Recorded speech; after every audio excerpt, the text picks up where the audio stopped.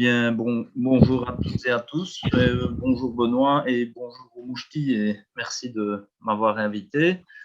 Voilà, donc on avait prévu de le faire de toute façon par Zoom. Je trouvais aussi pour raison écologique parce que voilà, les problèmes de réchauffement climatique notamment, en plus du coup du carburant me font penser qu'il faut qu'on s'adapte et c'est vrai que c'est bien de se voir tous ensemble en présentiel, mais je me dis qu'on a des outils modernes aussi dont il faut profiter pour diminuer notre empreinte écologique. Voilà.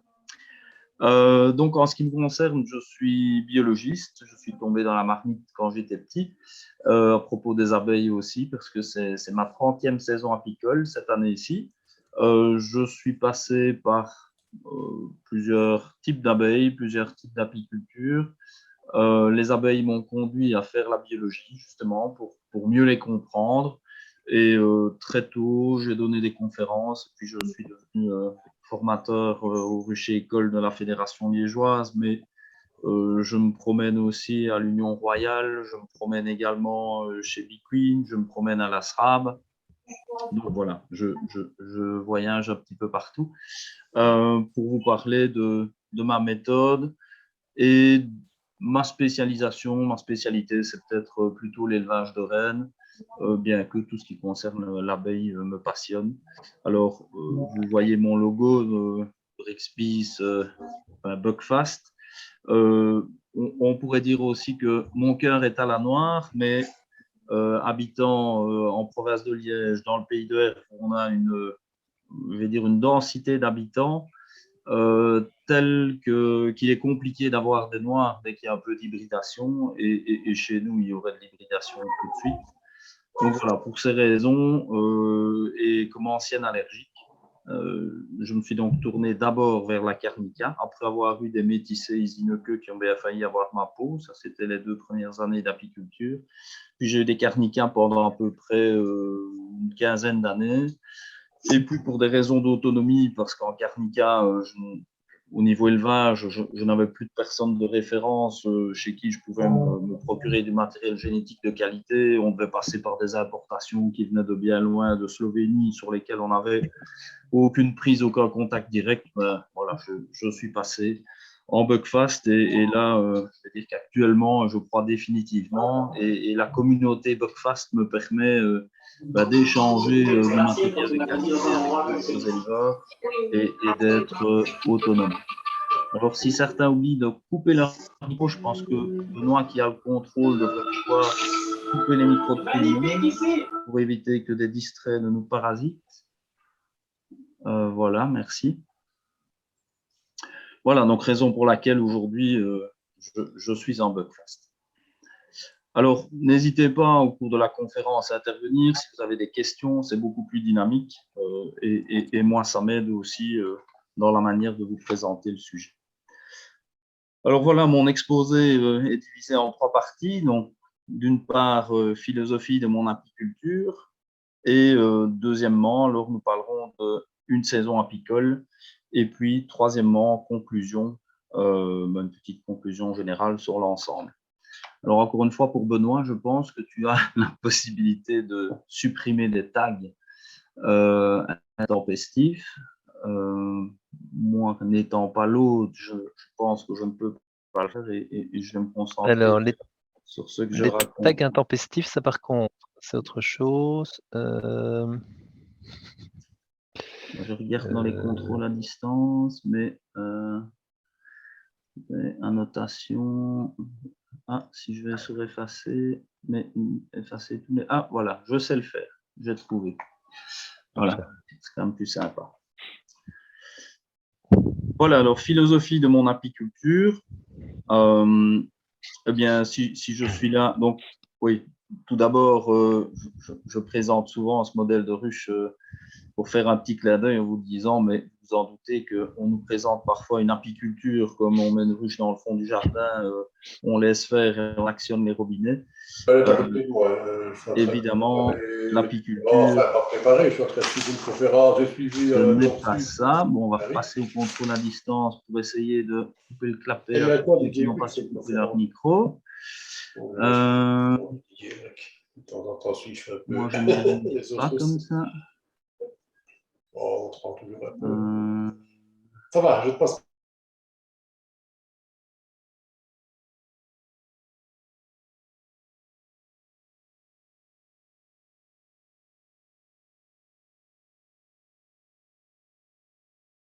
Voilà, c'est bon, on y est. Merci. Voilà, donc l'apiculture, ce n'est évidemment pas ça. Il y a tout un suivi à avoir et tous ceux qui laissent faire la nature en se disant qu'elle fait bien les choses, ben, nous sommes aujourd'hui dans des conditions environnementales et de parasitisme liés à Varroa et malheureusement du frelon qui arrive aussi où on ne pourra plus vivre comme ça. Et donc, il y a toute une gestion à faire. Finalement, nous gérons un cheptel. C'est un élevage. Alors, mon apiculture, ce n'est pas ça. Maintenant, si je suis là aujourd'hui, c'est parce que le partage me tient à cœur également. Donc, je donne de nombreuses conférences. Il y a des visites de section au rucher école. Et c'est à destination d'apiculteurs, mais c'est aussi à destination occasionnellement de groupes d'enfants, de classes et de grand public, de manière finalement à stimuler de nouvelles vocations pour la suite. Diffuser aussi le message, moi je vous conseille aussi de le faire quand vous avez l'occasion. Une petite émission télé, ça nous donne toujours beaucoup plus de visibilité. Donc voilà, si on me le demande, je ne refuse jamais. C'est une occasion de montrer que les apiculteurs existent et aussi de faire la promotion de notre travail. Alors aussi, rester à la pointe, bien, en ce qui me concerne, c'est sans doute lié à ma formation, mais je trouve passionnant tout ce qui concerne la sélection, le suivi. Puis ce qu'il y a de merveilleux avec l'apiculture, c'est qu'on ne sait jamais tout, heureusement. On se pose toujours plein de questions et on se remet en question aussi. Et voilà, l'échange avec les confrères nous permet toujours d'avancer. Et le projet VSH notamment, donc Varroa Sensitive Hygienic, donc ce projet de sélection d'abeilles résistantes à Varroa, est à mon sens un super projet parce qu'il permet aux apiculteurs qui rejoignent Arista, donc j'imagine qu'on n'a plus trop besoin de présenter Arista Belgium et le travail de sélection que l'on mène, bien en tout cas ça permet d'affiner son apiculture, d'être plus pointu au niveau du suivi des populations de varroa. Et puis, évidemment, la pierre d'achoppement, c'est d'avoir des lignées résistantes. Et évidemment, elles ne tombent pas du ciel. Donc, il y a un gros travail de sélection derrière. Je vais vous présenter ça en cours de saison également. Alors, l'idée, voilà, bientôt fini les traitements. Donc, un petit résumé pour ceux qui ne sauraient pas encore comment ça fonctionne. Voilà ce qu'on peut trouver parfois, donc des colonies qui sont criblées de varroa. Donc, il est sûr qu'une petite larve qui est parasitée depuis le berceau, eh bien, au stade adulte, va voir sa longévité raccourcie du fait que les varroas consomment les corps gras des abeilles. Corps gras d'autant plus indispensable pour nos abeilles d'hiver que c'est lié à leur longévité. Donc, un excès de parasites souvent conduit à l'effondrement de la colonie dans le courant du mois de décembre et au printemps, on ne retrouve rien ou une colonie de la taille d'une orange. Alors ici, si on regarde à gauche, donc voilà ce qui se passe dans une colonie classique. Donc la reine pond, la femelle varroa va rentrer dans la cellule juste avant l'operculation de la larve et puis elle va commencer à se reproduire. Donc elle pond un premier œuf qui va donner un mâle et puis elle pond d'autres œufs qui vont donner des femelles. Le petit mâle se reproduit avec ses sœurs et à la fin du cycle, c'est le moment où notre ouvrière naît et où elle naît déjà parasitée. Les femelles fécondées deviennent à leur tour des femelles reproductrices et le cycle se poursuit. Dans une colonie dite VSH, donc résistante, eh bien, les femelles varrois se sont aussi enfermées, mais les ouvrières ont une capacité de détection au travers de l'opercule fermé pour se rendre compte que la larve est en souffrance, qu'elle est parasitée par une femelle varroa, une ou plusieurs reproductrices. Donc, les colonies, en général, ne retirent que les larves qui sont infestées par des varroas reproducteurs, sachant qu'il y a 10 à 20% de varrois qui ne se reproduisent pas. Peut-être des femelles devenues trop âgées, Mais en tout cas, les 10-20%, en général, ceux-là, ils passent en dessous du radar parce qu'il n'y a pas de morsure et finalement, ils ne sont pas encombrants pour la suite puisqu'ils ne contribuent pas à l'évolution de la population du parasite. Et les autres, les nymphes, sont retirées au stade où elles sont parasitées. Donc, ça interrompt le développement du varroa et des colonies comme ça n'ont plus besoin de traitement. Alors, on avance bien et on arrive maintenant à avoir des colonies de production qui n'ont plus besoin de traitement, donc avec des reines qui sont fécondées, je vais dire normalement, et peut-être aussi en station de fécondation, je dirais un petit peu.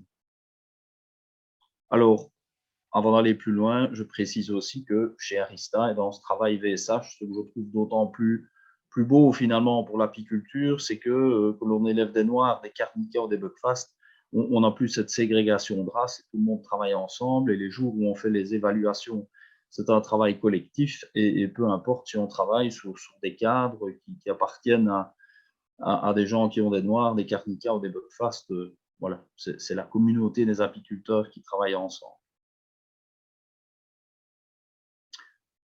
Alors voilà ce que ça donne. Vous avez une colonie ici hautement VSH. Donc on pourrait évidemment se dire tiens, elle a découvert un lacunaire, elle a un problème, mais ici, donc on est chez Paul Jungels, donc il sait ce qu'il nous montre. Et donc c'est une colonie qui a retiré partout où on voit dans le couvain un trou, c'est là où il y avait un varroa qui se reproduisait et où la larve a été retirée. Voilà, je ne sais pas si à ce stade, s'il y a des questions, des réactions.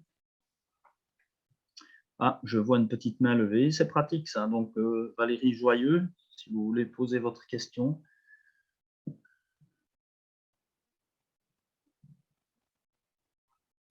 Bon, c'est que la petite main a été levée inopinément. Alors, une saison apicole. Donc, ici, j'ai repris. Finalement, je suis reparti de janvier jusqu'à décembre et on va parcourir le travail au rucher au cours des saisons. Donc ici, j'ai mis décembre, janvier. C'est le premier ou c'est le dernier travail qu'on va faire au rucher, selon votre point de vue. Donc, traitement à l'acide oxalique. Donc, on profite, mais je n'en parlerai pas beaucoup au niveau technique, puisque je me réjouis d'entendre que Joseph Lardinois viendra vous présenter tout ça. Donc, Joseph est un ami que j'ai eu au cours au rucher école de Wégimont. Et on peut dire que c'est aussi grâce à lui, avec lui, et aux informations qu'il a reçues, étant donné qu'il est du côté germanophone du pays, et qu'on a reçu pas mal d'infos venant d'Allemagne il y a quelques années, au moment où on avait pas mal de soucis au niveau de perte de colonies. Donc ici, traitement acide oxalique, entre 1 et 5 degrés, entre en gros le 15 décembre et le 15 janvier. Joseph vous expliquera ça au millilitre près et au milligramme près. Eh bien, on travaille rapidement et par dégoûtement, on profite du moment. Donc cette tranche-là, c'est la tranche, c'est le timing durant lequel il n'y a pas de couvain. Donc on va pouvoir faire un traitement de contact et donc on va utiliser de l'acide oxalique et par goûtement, on va ainsi utiliser un sirop de sucre à 50%. Avec une concentration de 5 grammes d'acide oxalique, 10 ml par ruelle, 50 ml maximum par colonie. Et rapidement, voilà, on asperge les abeilles et les différentes ruelles. Et puis, on regarde ce qui tombe. C'est toujours important, chaque fois qu'on a fait un traitement, dans les jours qui suivent, retirer le lange, donc le nettoyer avant le traitement, et puis retirer le lange et compter pour voir s'il y avait beaucoup de varroa, s'il n'y en avait pas, s'il y en avait très peu. Ça permet aussi de qualifier les colonies les unes par rapport aux autres. Ce sera important pour la suite quand on fait le... En général, après le 15 janvier, ça n'a plus beaucoup de raisons parce que souvent la ponte redémarre à ce moment-là et dès qu'on a des petites larves, bah, c'est foutu, les femelles varroa s'enferment et c'est parti et le cycle redémarre et on ne sait plus les atteindre avec l'acide oxalique. Alors, janvier, février, bon, Joss nous dira qu'elle a sûrement déjà eu de la neige hier matin, mais janvier, février, on va imaginer qu'on a de la neige, donc ce sont les mois les plus froids, mais en même temps, on a déjà parfois, fin janvier, et en tout cas en février, les floraisons du noisetier. Et lorsqu'on a une petite couverture nuageuse qui s'efface et un peu de soleil, une belle après-midi, parfois une petite fenêtre d'une heure ou deux où les abeilles peuvent profiter du noisetier. Pollen en général, c'est le premier pollen qui va lancer le redémarrage de la colonie. En dessous, le cornouiller mâle, qui lui va fleurir juste après le noisetier. Chez moi, c'est deuxième quinzaine de février. Avec l'évolution du climat, on a vu il y a 2 et 3 ans parfois de belles journées déjà très chaudes au mois de février, enfin, anormalement chaudes, et on a déjà eu des rentrées de nectar de cornouiller mâle. C'est arrivé, mais d'habitude, il fournit du pollen. Et voilà, ici c'est une photo d'un livre d'Éric Tourneret, qui a écrit, c'est un photographe des abeilles qui a fait le tour du monde. Donc, les fêtes de fin d'année approchent. Donc, si vous devez vous faire offrir un beau cadeau, regardez dans les livres qu'il a édités, vous aurez des photos magnifiques. Et donc, ici, ben voilà, je voulais dire un petit mot sur son travail tout en montrant une photo et la rentrée des abeilles à l'intérieur de la ruche avec du pollen et certainement de l'eau, du nectar.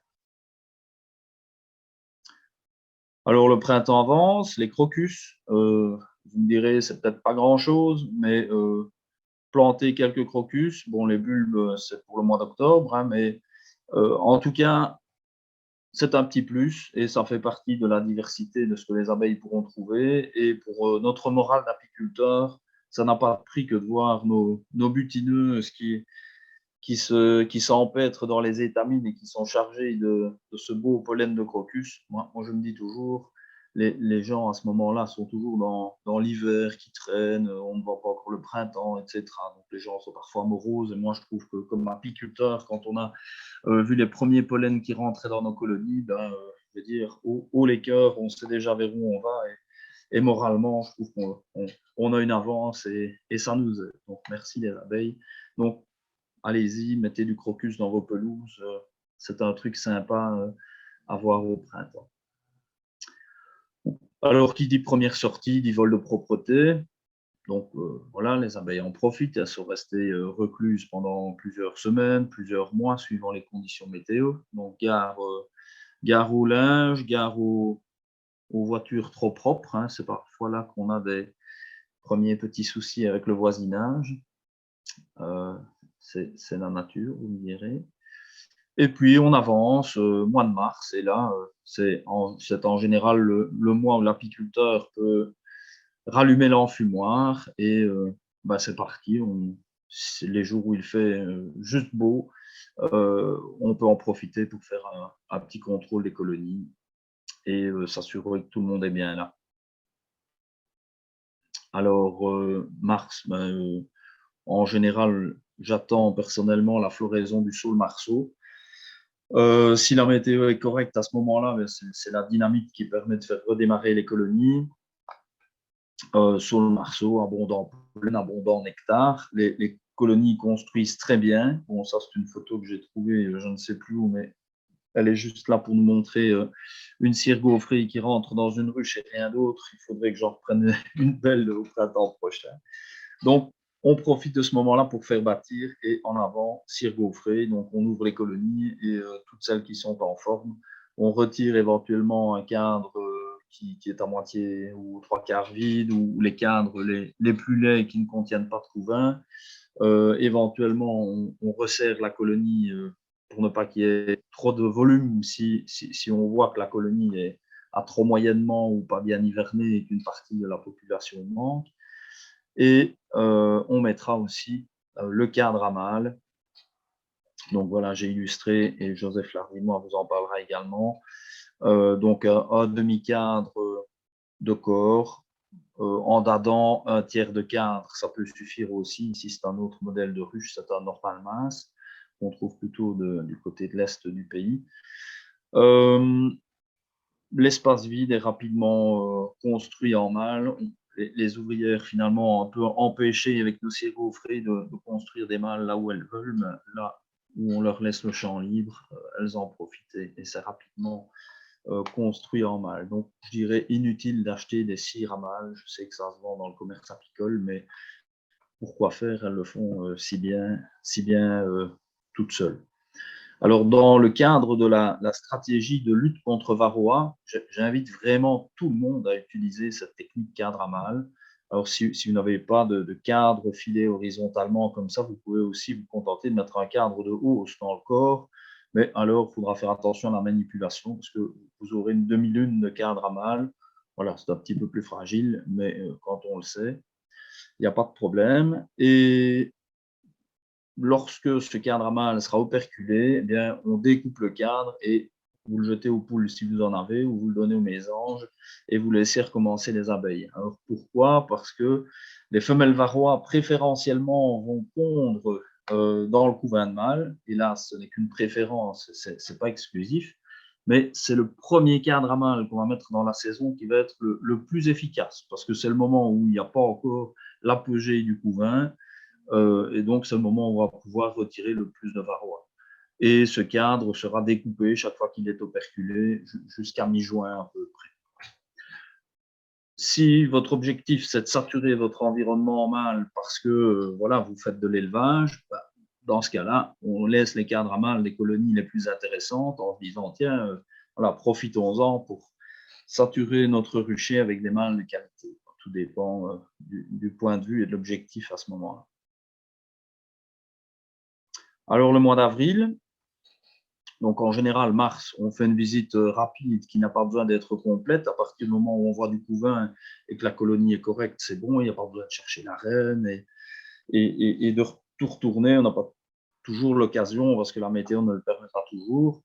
Mois d'avril, une année normale et pas comme celle-ci, on peut faire une visite complète plus à l'aise. Et là, voilà, on va regarder si c'est toujours bien notre reine qui est présente, parce que parfois il y a eu des remplacements à l'automne. Si on a des reines qui sont trop médiocres, on profite des reines de réserve que j'ai souvent dans des mini plus et que j'utilise directement pour remplacer les mauvaises reines s'il y en a. Et les colonies sont classées en A, B, C. Donc A, ce sont les toutes belles colonies qui n'auront pas besoin d'aide et qui vont tout de suite recevoir une hausse pour faire du miel, pour la miellerie de printemps. Les B, ce sont des colonies plus moyennes. Elles ne seront pas là les premières pour faire du miel de printemps, donc elles nécessitent peut-être d'être un peu renforcées. Et les C, on considère que ce sont des colonies des non-valeurs qui ne feront pas de miel et qui auront besoin toute la saison pour se retaper. Du coup, c'est en fonction du nombre de B et de C que j'ai, mais parfois les C sont carrément la reine. De toute façon, ça ne sert à rien, on ne sait plus rien faire avec une comme ça. Donc les reines sont éliminées, il y a une B plus une C, parfois peut faire une A, ou alors il m'arrive de déforcer une B au profit d'une autre B pour faire des A. Voilà, c'est un petit peu en fonction du rucher, de ce que j'y trouve, voir comment je travaille à ce moment-là. Mais si l'objectif c'est de faire du miel, il est plus intéressant, je vais dire, de renforcer les colonies pour tout de suite mettre la hausse et d'avoir des colonies qui sont tout de suite prêtes à faire du miel, plutôt que d'attendre que les colonies se développent en fonction de la miellerie. Elles se développent en fonction de la miellerie, c'est bien, mais du coup, celles-là ne font pas de miel. Donc, c'est plus avantageux de préparer ces colonies. Alors, cette préparation de colonies, encore une fois, suivant le point de vue, il y a des colonies où, en fonction de leur génétique, je me dis celle-là, ça sera peut-être devenir une reine raceuse, donc j'ai envie de voir le potentiel qu'elle a elle-même. Donc celle-là, je ne lui rajoute rien, je la laisse toute seule se débrouiller. L'objectif, c'est vraiment de voir ce qu'elle a dans le coffre. Et puis, il y a les autres qui sont là pour la production. Là, je peux interférer un petit peu au printemps. Alors, il faut se dire aussi, tant que vous ne voyez pas des mâles, que des mâles ne sont pas nés dans votre colonie, si vous avez des abeilles, en tout cas en buckfast, ça peut se faire sans problème.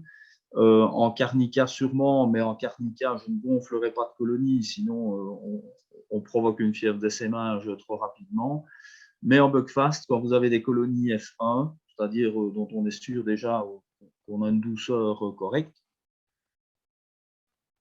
avant qu'il n'y ait des mâles dans la colonie, le fait de renforcer une colonie avec un cadre du couvain, plus toutes les abeilles qui se trouvent dessus, ça ne crée pas de bagarre. Quand on fait ça, en gros, avant le 15 mars, pardon, excusez-moi, avant le 15 avril. À ce moment-là, il n'y a pas de souci, il n'y a pas de bagarre, et c'est pour ça qu'il faut le faire assez tôt. Donc, les colonies se développent alors en courant du mois d'avril, et le signal, bien, les merisiers ou les cerisiers et le groseillier macro. Donc, ça, ce sont les deux plantes phares en général où on dit « Ah, mielleille de printemps, c'est parti ». Et là, on pose les hausses. Alors, en général, je mets aussi une hausse complètement bâtie au printemps pour la première hausse, sachant que mes cirières ont du boulot dans le corps, puisque c'est à ce moment-là que j'ai rajouté mon cadre à mal, et puis souvent, je rajoute une deuxième cire en ouvrière à ce moment-là, et donc elles ont de quoi faire. J'en parlerai pour la préparation des colonies à l'hivernage, mais souvent, j'hiverne. Donc, mes dadans 10 cadres sont hivernés sur 9 cadres. J'essaye de mettre une partition avant de nourrir au mois de juillet. Et donc, au printemps, je retire ma partition et ça me permet de déjà mettre le cadre à mal ou de remettre une cire suivant ce que j'ai dans ma colonie. Donc, voilà, avril, placement des hausses. Première hausse. On espère qu'on aura une belle année l'année prochaine. Voilà. Alors, avril, un truc sympa à faire aussi. Je ne pratique pas ça à grande échelle parce qu'il n'y a pas une demande. Enfin, voilà, ça dépend du public que vous avez parmi vos clients. Mais le miel en section, c'est le meilleur moment pour faire du miel en section. Ici, vous voyez avec les épilopes derrière qu'on n'est plus au printemps et que celui-là, je l'ai retiré plus tard. Mais en général, c'est au printemps que ça se passe le mieux.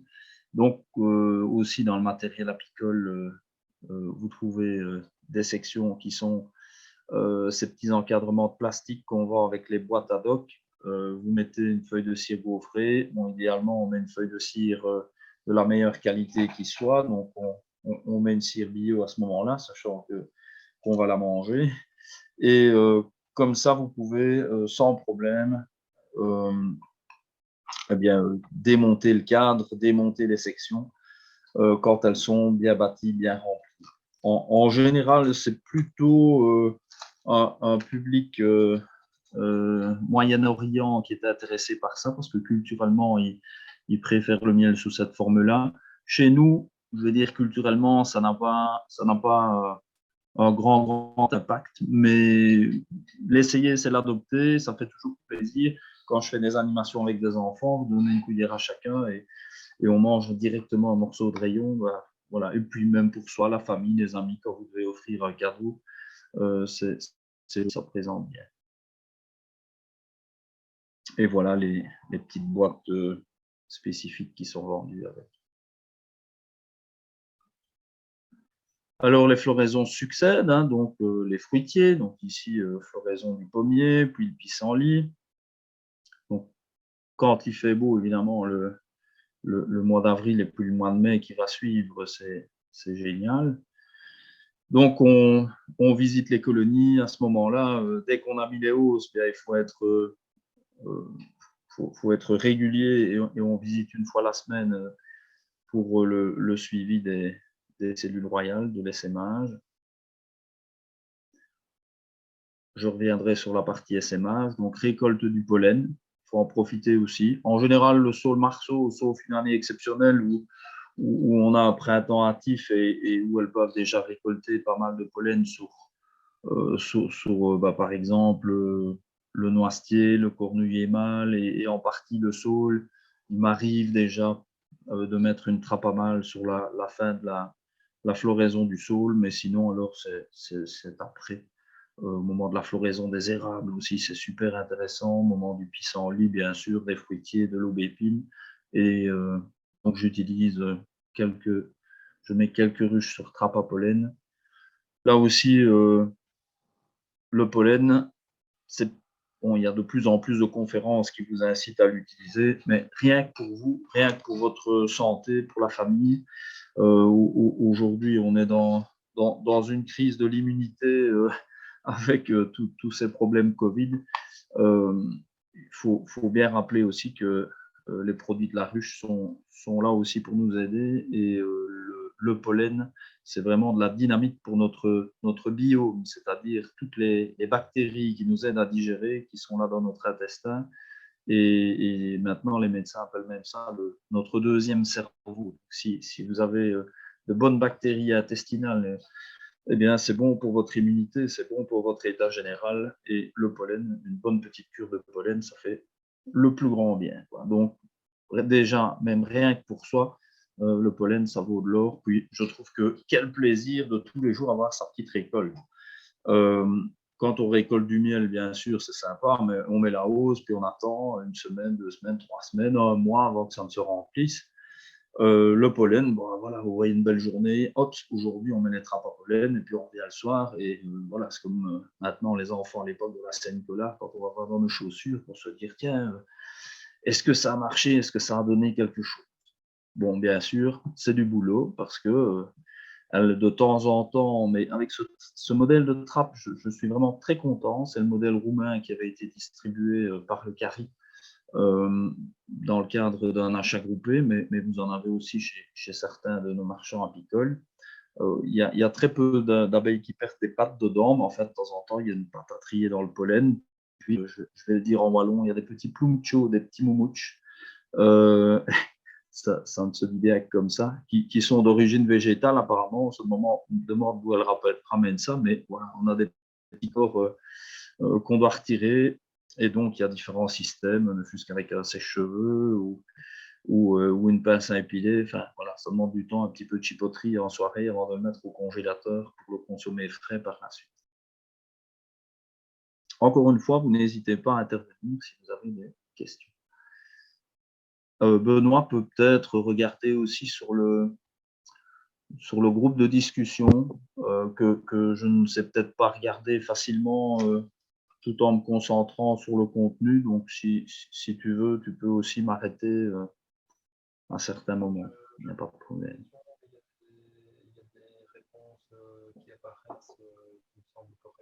Alors, on profite aussi je suis toujours au mois d'avril, on va aussi profiter du mois d'avril pour faire le test hygiénique. Alors, j'ai encore laissé traîner dans cette conférence mes tests hygiéniques à l'azote, mais c'est simplement pour que vous sachiez qu'au départ, on faisait ça à l'azote, mais je vais vous expliquer comment faire ça à l'échelle d'un petit rucher, parce que tout le monde n'a pas de l'azote liquide sous la main. C'est quand même dangereux à manipuler, à transporter aussi. Voilà, donc l'idée, c'est qu'on va visser sur du couvain qui est bien operculé, une boîte de conserve et on la remplit d'azote liquide. Tout ce qu'on gèle, évidemment y compris le couvain, et puis on donnera un petit coup de chalumeau pour que la boîte se réchauffe et pour pouvoir la retirer sans arracher une partie du couvain. Et on va voir le lendemain, après 24 heures. 24 heures, c'est le maximum. Il faut aller voir après une vingtaine d'heures. Et on va voir si les abeilles ont développé un bon comportement hygiénique, c'est-à-dire ont eu la capacité de se rendre compte que derrière l'opercule, les larves étaient mortes. Donc ici, ça n'a rien à voir avec le varroa, c'est vraiment l'hygiénisme, c'est l'effet propreté, c'est retirer les larves mortes.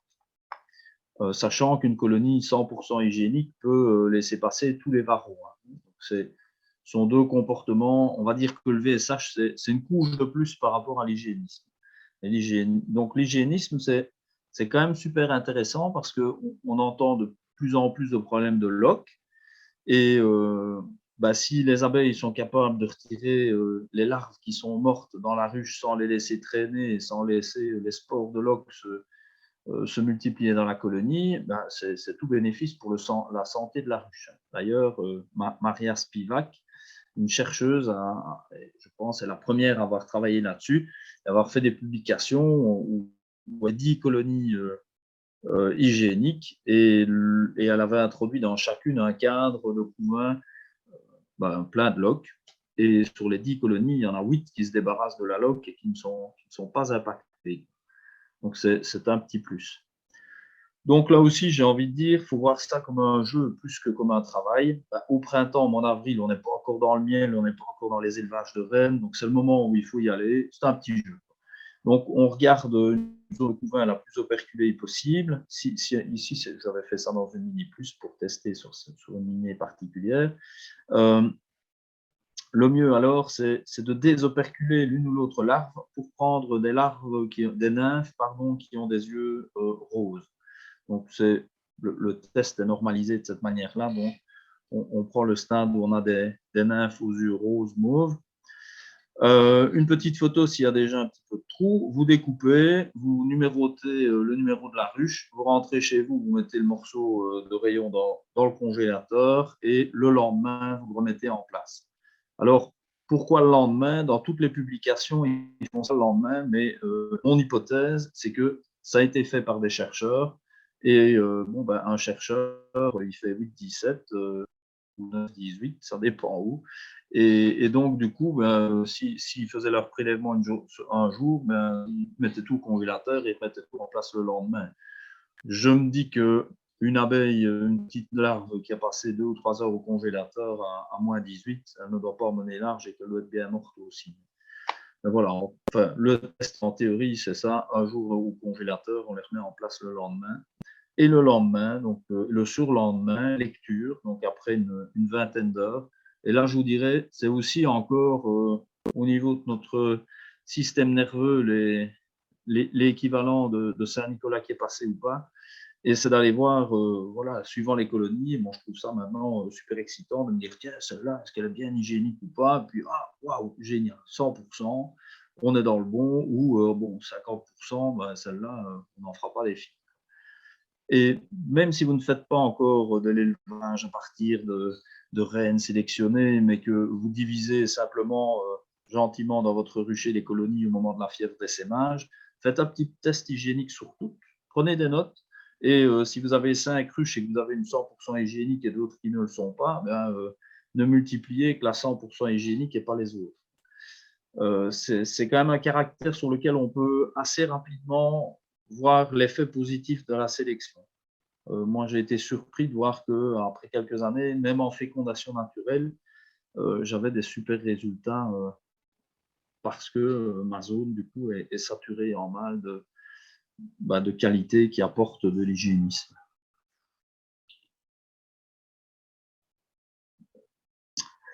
Bon, alors les colonies se développent. Qui dit développement, on dit, voilà, chez certaines, fièvre d'essaimage.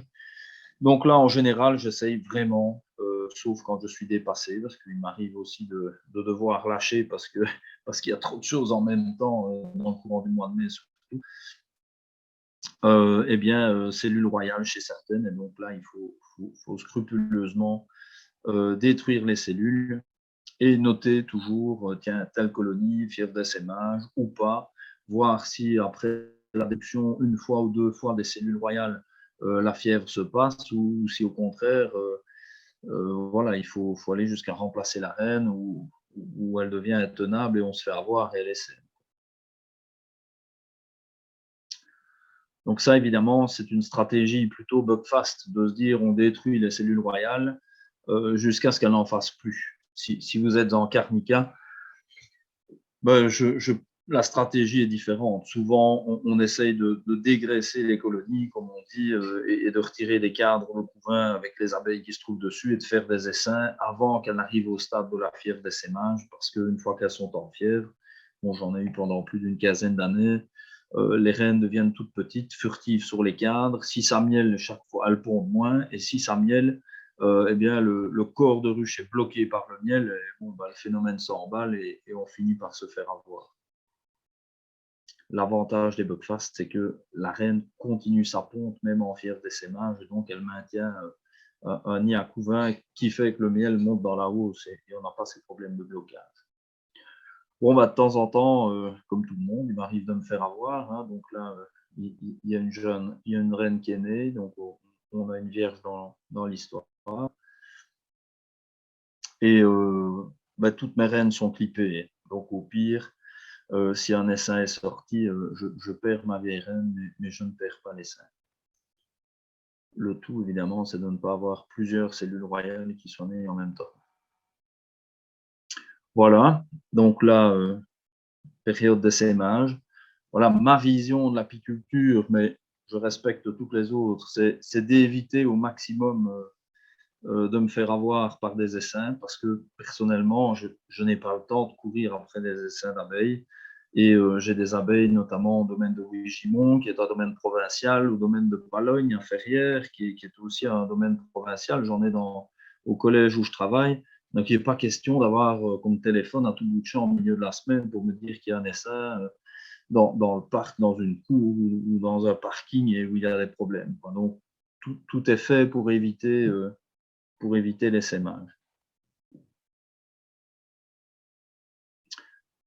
La saison se poursuit, donc floraison de l'aubépine. Voilà, ça c'est, je trouve, une merveille aussi. Quand le soir vous passez au rucher et que vous sentez les effluves de l'aubépine et sous l'effet des ouvrières qui ventilent, voilà, c'est génial. Super pollen aussi, hein, l'aubépine. Puis bon, voilà, mois de mai, donc les colonies sont à leur apogée. Et donc, jusque-là, je veux dire, j'ai tout fait pour ne pas avoir d'essaim. L'objectif, c'est vraiment faire une mielée de printemps. On divisera plus tard. D'abord, faire du miel. On arrive fin du mois de mai avec la mielée charnière du robinet Faux Acacia. Je n'en ai évidemment pas dans le coin de tous mes ruchers. Donc, j'ai un seul rucher qui est au milieu des robinets parce que, oui, personnellement, je n'ai pas le temps de faire de la transhumance. Donc, j'ai la chance de travailler dans un collège centre-ville, près des coteaux de la Citadelle. Et là, c'est un bois d'acacia, quasiment tous les coteaux. Donc, j'ai 3 ruches de production là-bas, de manière à diversifier un petit peu. Et en moyenne, une année sur 3, une année sur 4, j'arrive à faire un beau miel d'acacia. Donc, le truc là-bas, c'est scruter scrupuleusement les hampes florales des robiniers. Quand on voit poindre les boutons blancs des fleurs, eh bien, vite extraire le miel de printemps, remettre des hausses vides déjà bâties sur les ruches, croiser les doigts. Et en gros, on a 8 ou 10 jours. Si jamais il y a une pluie, un orage, il y a trop de vent, bon, ben voilà, c'est foutu. Donc, il faut vraiment espérer que ces 8-10 jours soient corrects pour faire une bonne mielée. Donc, 1 an sur 3, 1 an sur 4. Et si je vois que c'est raté à moitié, bah, je laisse aller la suite du miel d'été dedans et je ne me casse pas la nénette, comme on dit. Bon, à partir de l'année prochaine, j'aurai une miellerie enfin digne de ce nom.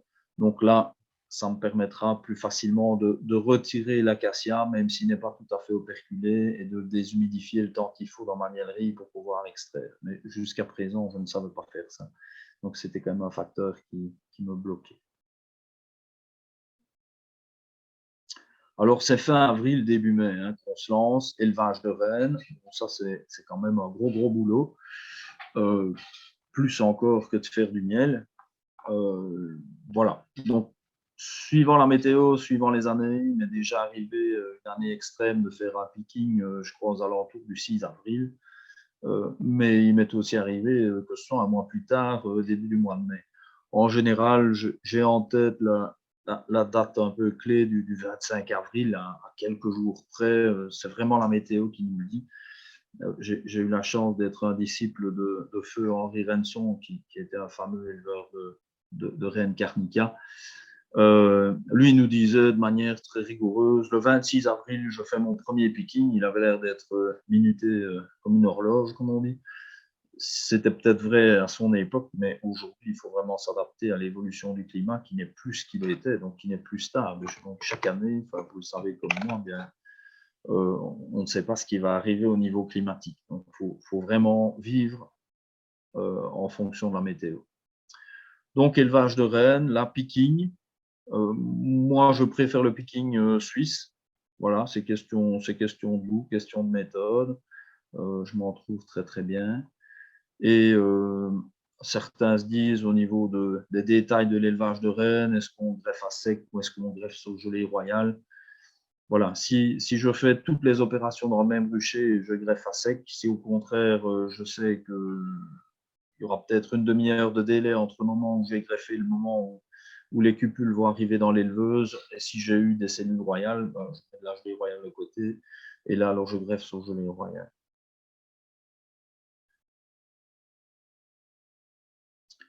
Alors, je regarde éventuellement si je vois quelques questions voilà, particulières. Voilà, rien de spécial. Didier, il n'y a pas de questions particulières pour le moment. Ok, merci Benoît. Alors, puisqu'on entre dans la partie élevage, donc je vais vous partager ici ma manière de procéder avec les mini plus, parce que finalement, ça m'a donné autant de satisfaction en travaillant la méthode qu'en ayant les retours des gens qui utilisaient ce que je leur avais expliqué. Et je crois que Benoît en fait partie. Donc, c'est toujours gratifiant quand on vous dit « Ah, tiens, j'ai essayé ce que tu m'as dit, ça marche, c'est agréable », ou quand on me repose des questions.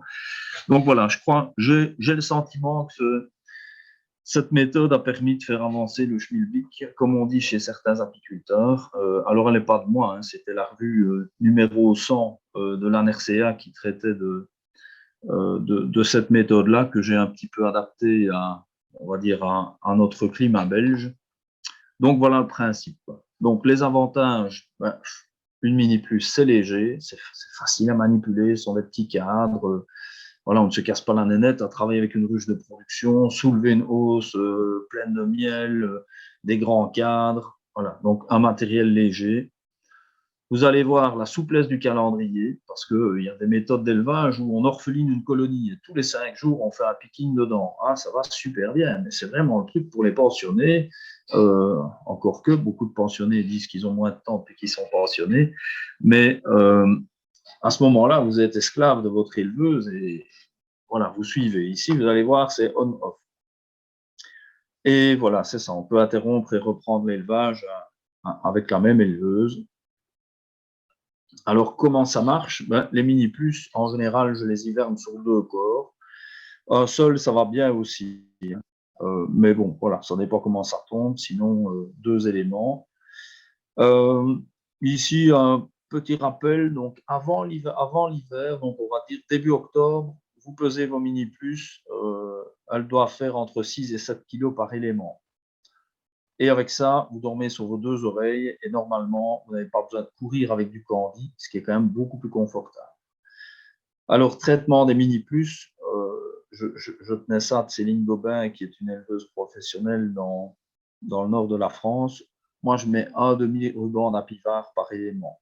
Alors, je n'aime pas trop ces molécules chimiques rémanentes, mais de manière pratique, je n'ai pas encore le choix. Donc, j'espère, je ne sais pas, à l'horizon de peut-être 3 à 5 ans, ne plus traiter mes mini-plus du fait que chaque année, il y a quand même un progrès dans mon cheptel au niveau de la résistance à varroa. Mais j'ai empilé trop de mini-plus mortes au mois de décembre quand je voulais les traiter à l'acide oxalique, où c'est vraiment déprimant. Donc là, je préfère encore traiter pour le moment l'apivard, pourquoi pas l'apistan. Et en plus, elles ont quand même souvent de l'acide oxalique, donc elles ont 2 traitements. Février, pas toujours. L'année passée, j'en ai mis sur. J'hiverne à peu près 35 mini plus chaque année. Je crois que j'en ai mis sur 5, sur les 30-35 à peu près. Février, il faut sous-peser les mini plus pour se dire tiens, il y a encore une certaine densité dedans, sinon vous les repesez. Hein, on peut faire ça de manière plus précise. Mais avec l'habitude, on sous-pèse et on dit oups, léger ou ah, on est bon. Mais se méfier aussi de soi-même parce que des fois, on a des fausses bonnes impressions. Donc, le fait de peser une sangle et on pèse, ben là, vous avez quelque chose de très quantifiable. Donc, éventuellement, voilà, du candy. Évidemment, ce qui me fait toujours peur, ce sont les printemps qui démarrent très tôt, qui démarrent très bien, et puis bam, on a un coup de froid au mois de mars où il gèle jour et nuit pendant une semaine. Ça, c'est mortel. Et donc, pour ces coups de froid-là, c'est vrai que le fait d'avoir du candy qui a été mis dans les jours qui précède pour que les abeilles soient déjà au contact du candi et que la grappe se forme et reste en contact avec celui-ci, bon voilà, ça évite d'avoir des mortes de faim alors qu'elles ont encore de la nourriture, mais qu'elles n'arrivent plus à se dégrapper et qu'elles protègent leur couvain, mais que la nourriture est trop loin. Alors, au mois d'avril, en général, les mini-plus qui hivernent bien, ce sont des petites bombes. Donc, on rajoute troisième, voire quatrième élément. Et quand on arrive début mai, on est parti pour l'élevage. Je conseille aussi d'en essayer 2 ou 3. Ça dépend de vos objectifs au niveau du nombre de reines. Voilà, comment expliquer? Génétiquement, elles sont toutes différentes. Vous allez en avoir qui sont super d'éleveuses et vous allez en avoir d'autres qui sont moyennes, voire médiocres. Donc, quand on a une bonne, on y fait très attention, mais c'est bien d'en tester 2 ou 3. Donc, isoler la reine dans l'élément du bas. Donc, quand on lance la fer, c'est le jour où il y a le plus de boulot. Il faut chercher la reine sur les 3 étages. On isole la reine dans l'élément du bas et cet élément, quand vous savez où se trouve la reine, vous secouez encore 2 cadres à peu près, les abeilles de 2 cadres sur les 2 éléments qui vont rester en place. Mais il ne faut pas en secouer trop parce que cet élément avec la reine, vous le mettez 5 mètres plus loin, vous lui faites faire un demi-tour et donc il perd toutes ses butineuses. Alors toutes les butineuses reviennent à l'emplacement de la souche. Donc voilà, vous avez votre starter, donc votre starter orphelin démarré. Alors vous faites ça le dimanche matin et puis voilà, vous prenez l'apéro, vous allez dîner et le dimanche dans l'après-midi, il faut minimum 2 heures d'orphelinage. Ça, c'est dans les toutes bonnes conditions. Parfois, il faut attendre une demi-journée.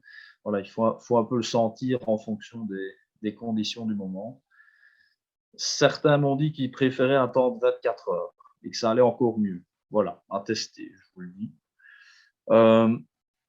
Donc là,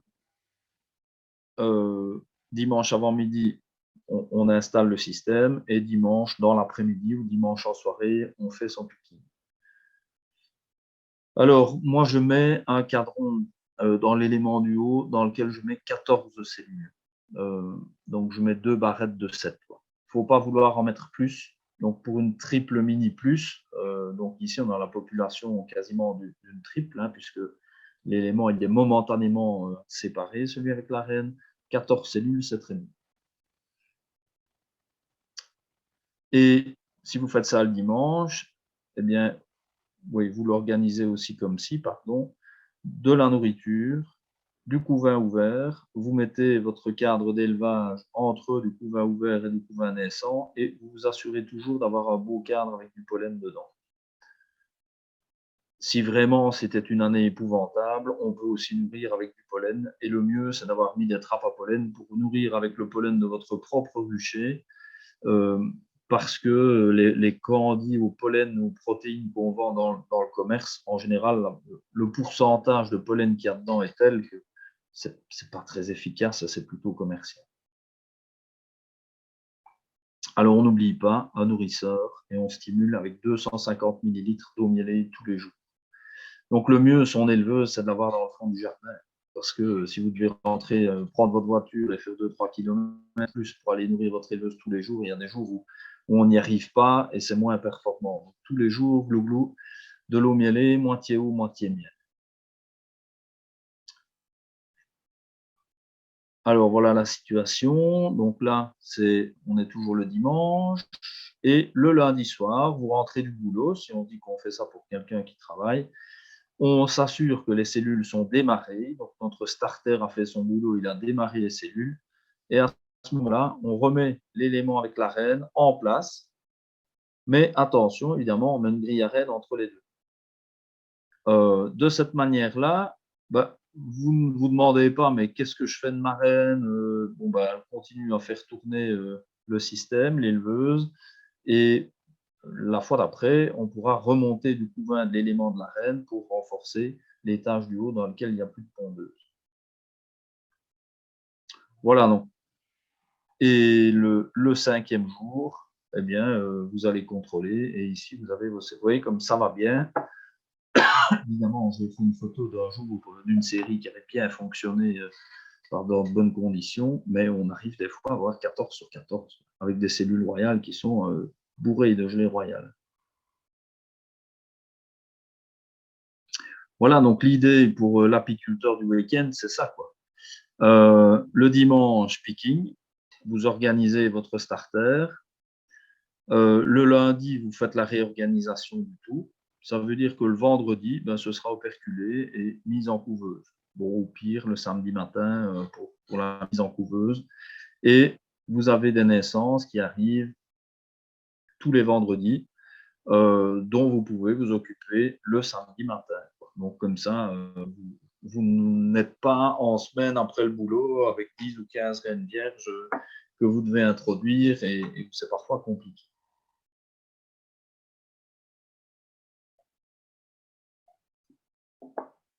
Donc, là, c'est quand on fait le contrôle du picking après 24 heures. Ici, je ne suis plus dans une mini plus, mais c'est pour vous montrer l'état des cellules après 24 heures. Et puis, mise en couveuse.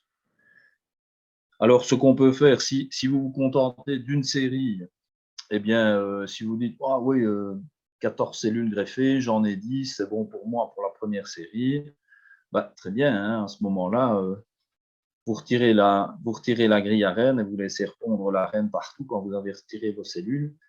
Alors, certains sont en train de se dire, oui, mais attention, et c'est vrai, le fait qu'elle se soit retrouvée orpheline, il ne faut jamais oublier de contrôler sur les autres cadres de couvain, là où elles ont fait des cellules de leur côté. Elles ne prennent pas que les nôtres en élevage, elles en font d'autres de leur côté. Donc, il faut détruire ces cellules royales-là, et puis vous bougez la grille à reine, vous laissez répondre la reine partout. Si vous voulez refaire un nouvel élevage, pas de problème, le dimanche, à ce moment-là, on laisse la grille à reine, et dimanche, rebelote. Alors, on prend des cadres de couvain operculés du bas qu'on va remonter dans l'élément du haut, des éléments qui sont nés, des cadres nés qu'on va remettre en bas pour que la reine ait de la place, et on recommence l'opération. Voilà, c'est l'avantage du on-off. Si vous avez une orpheline, vous faites un greffage, en fait, il faut qu'elle soit en élevage permanent. Donc, tous les 5 jours, il faut faire un picking. Si vous la laissez 48 heures sans boulot, on dirait qu'elle perd le goût de l'élevage et ça va moins bien. L'astuce, c'est vraiment ça. Vous retirez une série et vous remettez une tout de suite, dans l'heure qui suit. Et là, alors, elles maintiennent leur goût à l'élevage. Ici, ce phénomène ne se présente pas. Et donc, voilà, on travaille avec autant de mini-plus qu'on veut, d'élevage, avec 1, 2, 3, voilà, tant que vous voulez. Voilà, puis bon, mise en couveuse. Bon, étant donné qu'une autre casquette d'éleveur, c'est que j'élève pas mal de poussins d'habitude, eh bien, je fais mes poussins avant le mois de mai, et c'est la même couveuse qui gère et l'humidité et la température qui sert de couveuse pour mes reines. Alors, ce que je fais aussi volontairement, c'est un petit truc, ça, c'est que le premier élevage, j'aime encore bien le faire directement dans les mini-plus.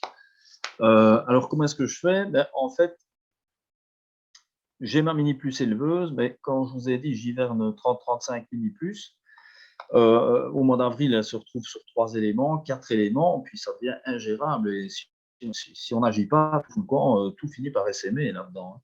Donc, quand j'ai ma première série, je fais des premières séries et après 24 ou 48 heures d'élevage, vous avez déjà ici, ce qui compte, c'est qu'elles soient déjà bien démarrées. 24 heures, c'est suffisant.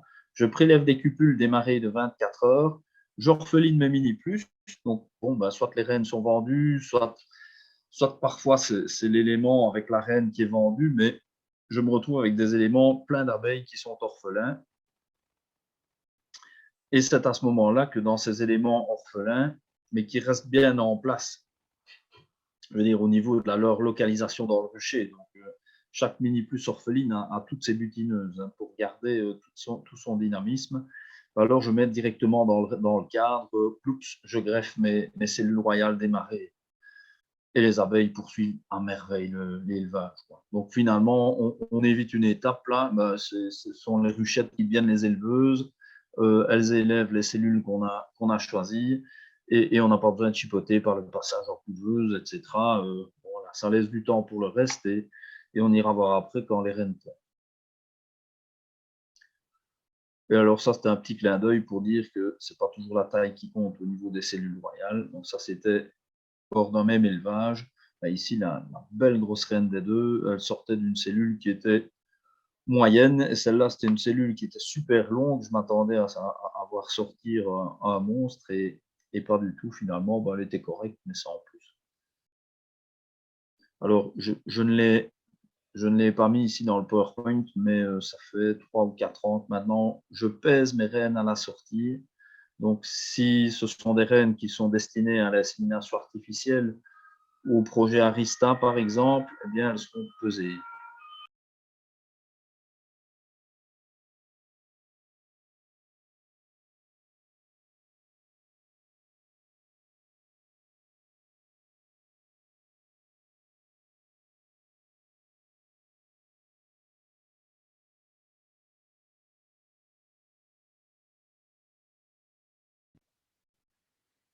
Didier, on a entendu une ambulance et puis on n'entend plus rien.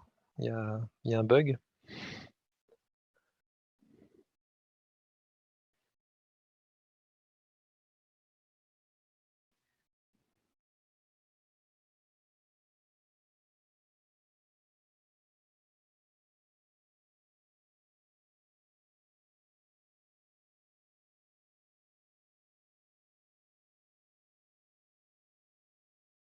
Ah, voilà.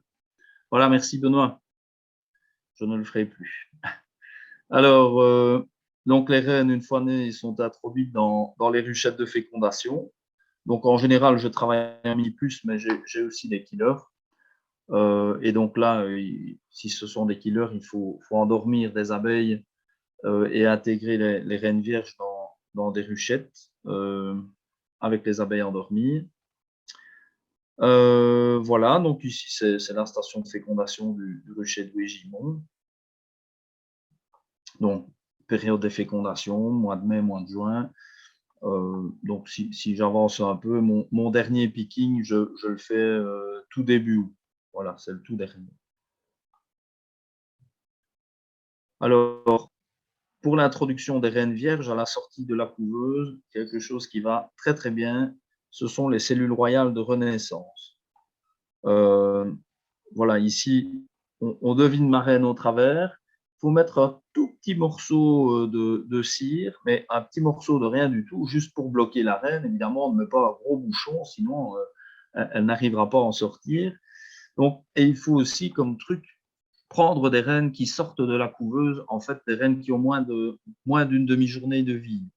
On le voit, hein, quand la reine est toujours toute molle comme un poussin qui vient de sortir de l'œuf, elle est lente, elle n'est pas trop nerveuse, on va dire qu'à ce stade-là, elle n'est pas claustrophobe.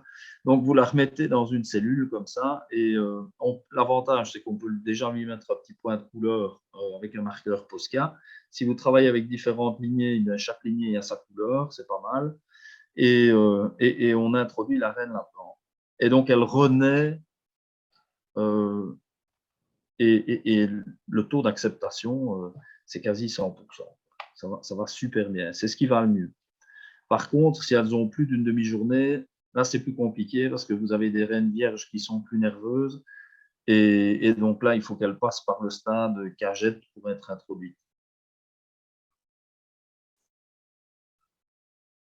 L'autre système, vous introduisez une cellule prête à naître. Donc, c'est la veille de leur naissance que vous greffez une cellule prête à naître. Alors, ça permet de gagner du temps parce que si vous avez une bonne rotation dans vos rennes, soit pour votre utilisation personnelle ou simplement parce que vous vendez des rennes, on peut sortir une reine d'une ruchette de fécondation, donc la reine pond correctement, on sort la reine et le jour même, vous greffez une cellule royale, soit une naître, soit une reine vierge de cette manière-ci dans une cellule de renaissance. Donc, il n'y a pas d'interruption. Et comme quand la reine est jeune, elle n'a pas de phéromones, elle passe inaperçue comme reine. Et donc, elle est acceptée malgré que la colonie ne se sent pas encore orpheline depuis X heures, quoi. Donc, ça va très, très bien et ça permet de gagner du temps. Puis bon, bah, c'est aussi le mois du contrôle des fécondations. Donc, on attend une quinzaine de jours. Bon, ici, il fait drôlement beau pour contrôler les fécondations, mais encore un petit truc, c'est vous contrôlez ça tôt le matin, avant 10 heures du matin, les jours où il fait chaud, et après 18 heures, en moyenne, toujours les jours où il fait trop beau. Enfin, il fait jamais trop beau, mais les jours où il fait très beau, parce que si vous contrôlez en plein après-midi une reine vierge ou une reine qui commence à peine à pondre, elle est toujours nerveuse, et le fait de manipuler les cadres, bon, bah, elles s'envolent elles s'envolent volontiers et on les perd. Donc, c'est voilà, le matin ou le soir, mais pas en pleine journée pour le contrôle des fécondations.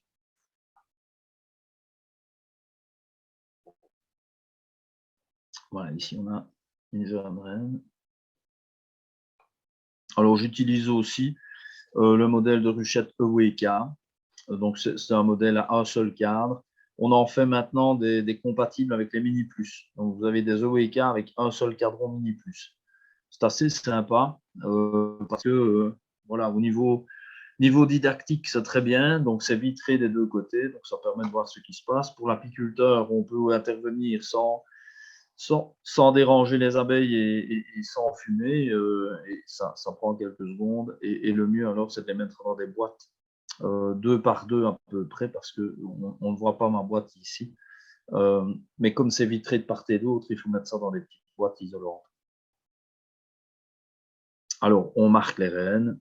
Une fois qu'elles sont en ponte, je conseille de ne les marquer que quand elles sont sur couvain operculé, et à la limite de ne les marquer que quand vous les sortez du nucléide de fécondation, parce que des fois, le fait de les marquer, ça les rend nerveuses, et puis vous les réintroduisez, et c'est à ce moment-là qu'elles se font emballer par les abeilles, parce qu'elles sont toutes nerveuses, stressées et qu'elles sont d'avoir été manipulées.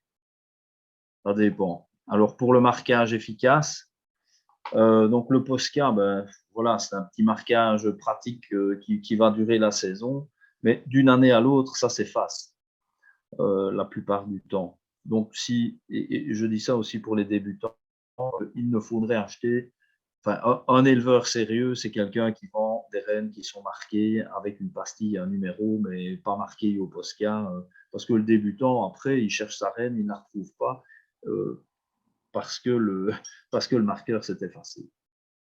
Donc, bof, pour ce type de marquage, privilégier donc les pastilles de couleur et la colle idéale. C'est pas la colle qu'on vend avec ces petites boîtes de pastilles qui souvent est une espèce de colle vernie où je ne peux pas dire qu'une fois sur deux ça se détache, mais quand même assez super glue 3 le petit gel. Et là, la reine meurt avec sa couronne, c'est l'avantage.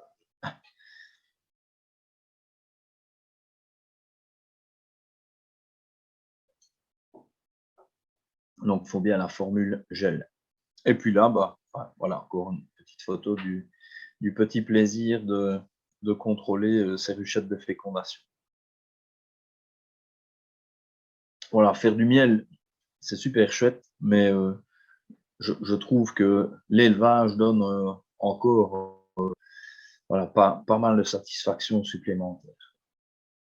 Puis, bon, on a lancé les élevages, donc je vais dire mai-juin, ben, c'est aussi le mois des inséminations dans mon rucher, notamment dans le cadre du projet Arista, où on va croiser différentes lignées. Et là aussi, c'est un gros boulot, parce que voilà, il faut faire de l'élevage, il faut suivre ces colonies pour la fièvre d'essaimage, il faut rajouter des hausses, et en même temps, il faut préparer des rennes qui soient au bon âge en fonction du calendrier qu'on se fixe, et aussi des colonies à mâles pour pouvoir faire ces croisements.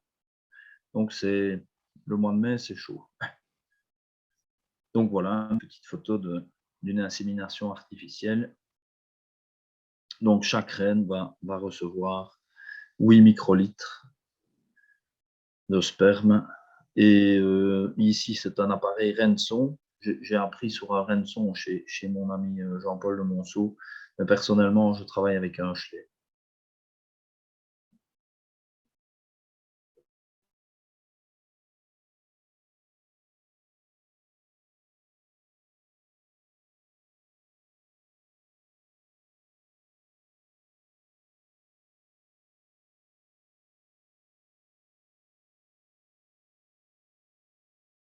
fin du mois de mai, bien, mielé de printemps, extraction.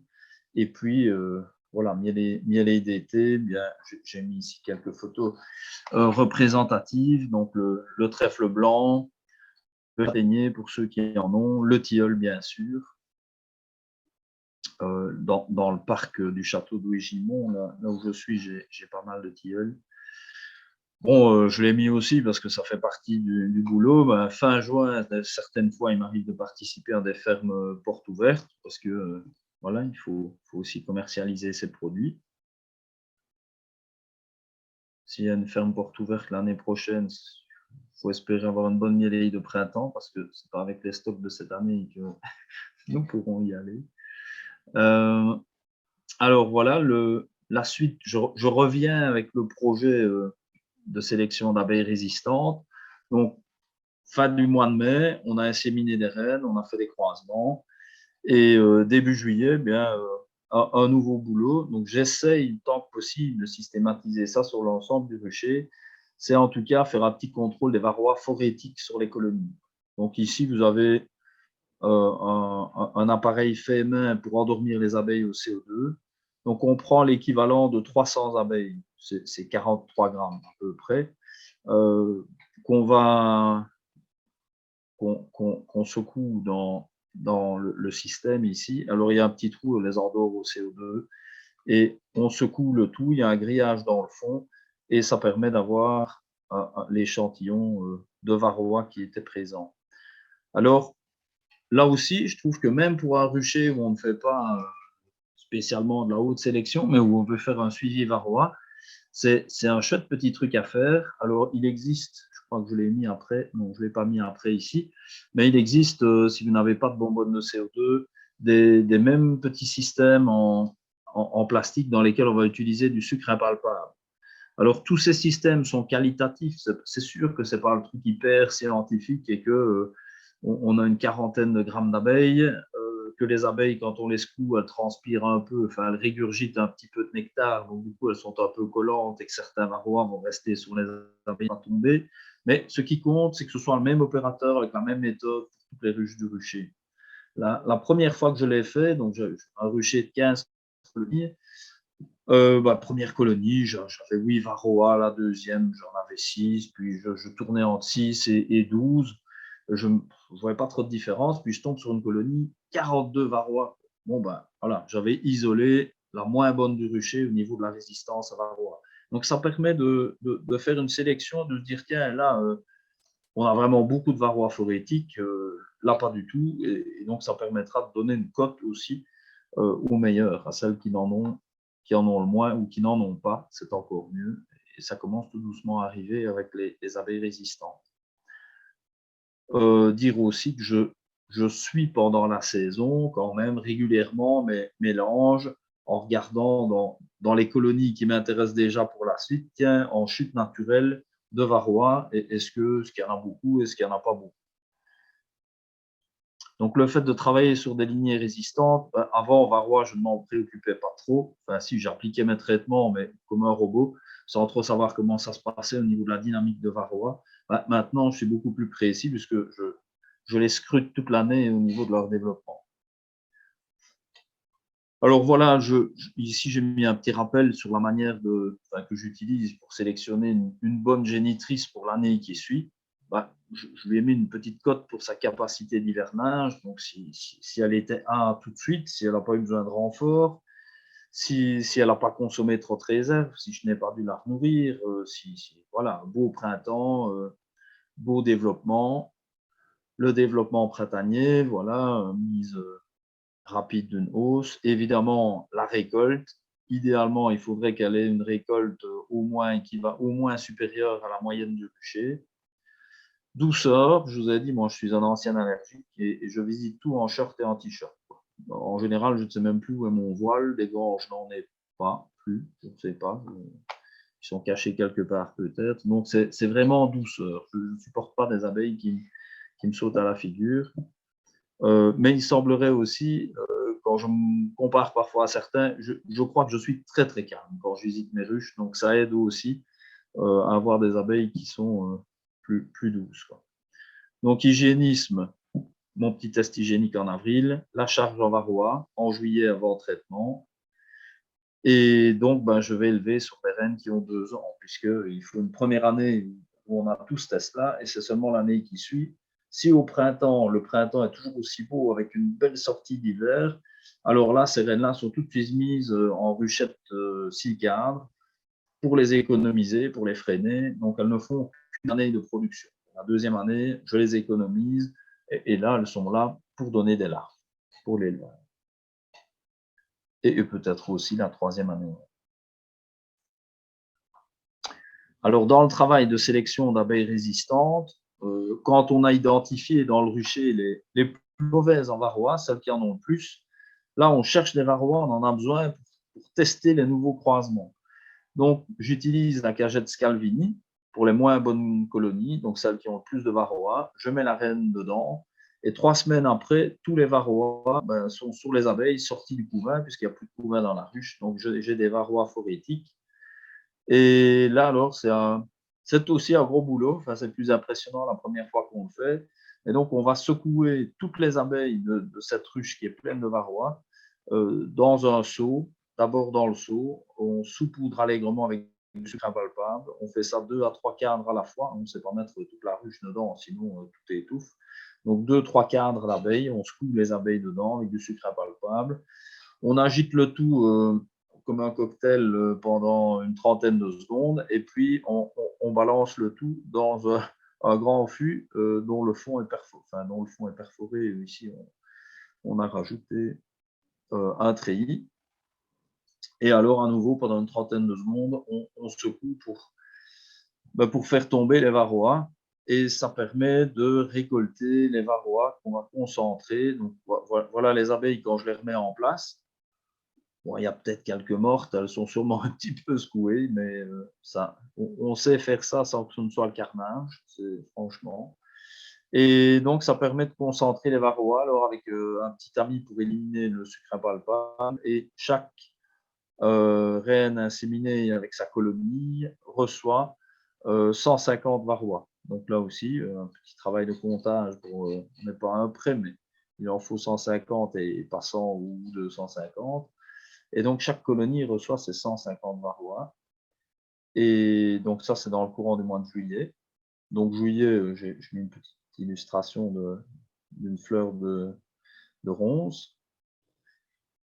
Alors, le temps passe, donc il y a d'autres choses à faire en parallèle. Donc, l'extraction, donc ça, c'est ce que je fais au rucher école de Wégimont, donc la province de Liège, un camion mielerie. Et donc là, on fait l'extraction du miel.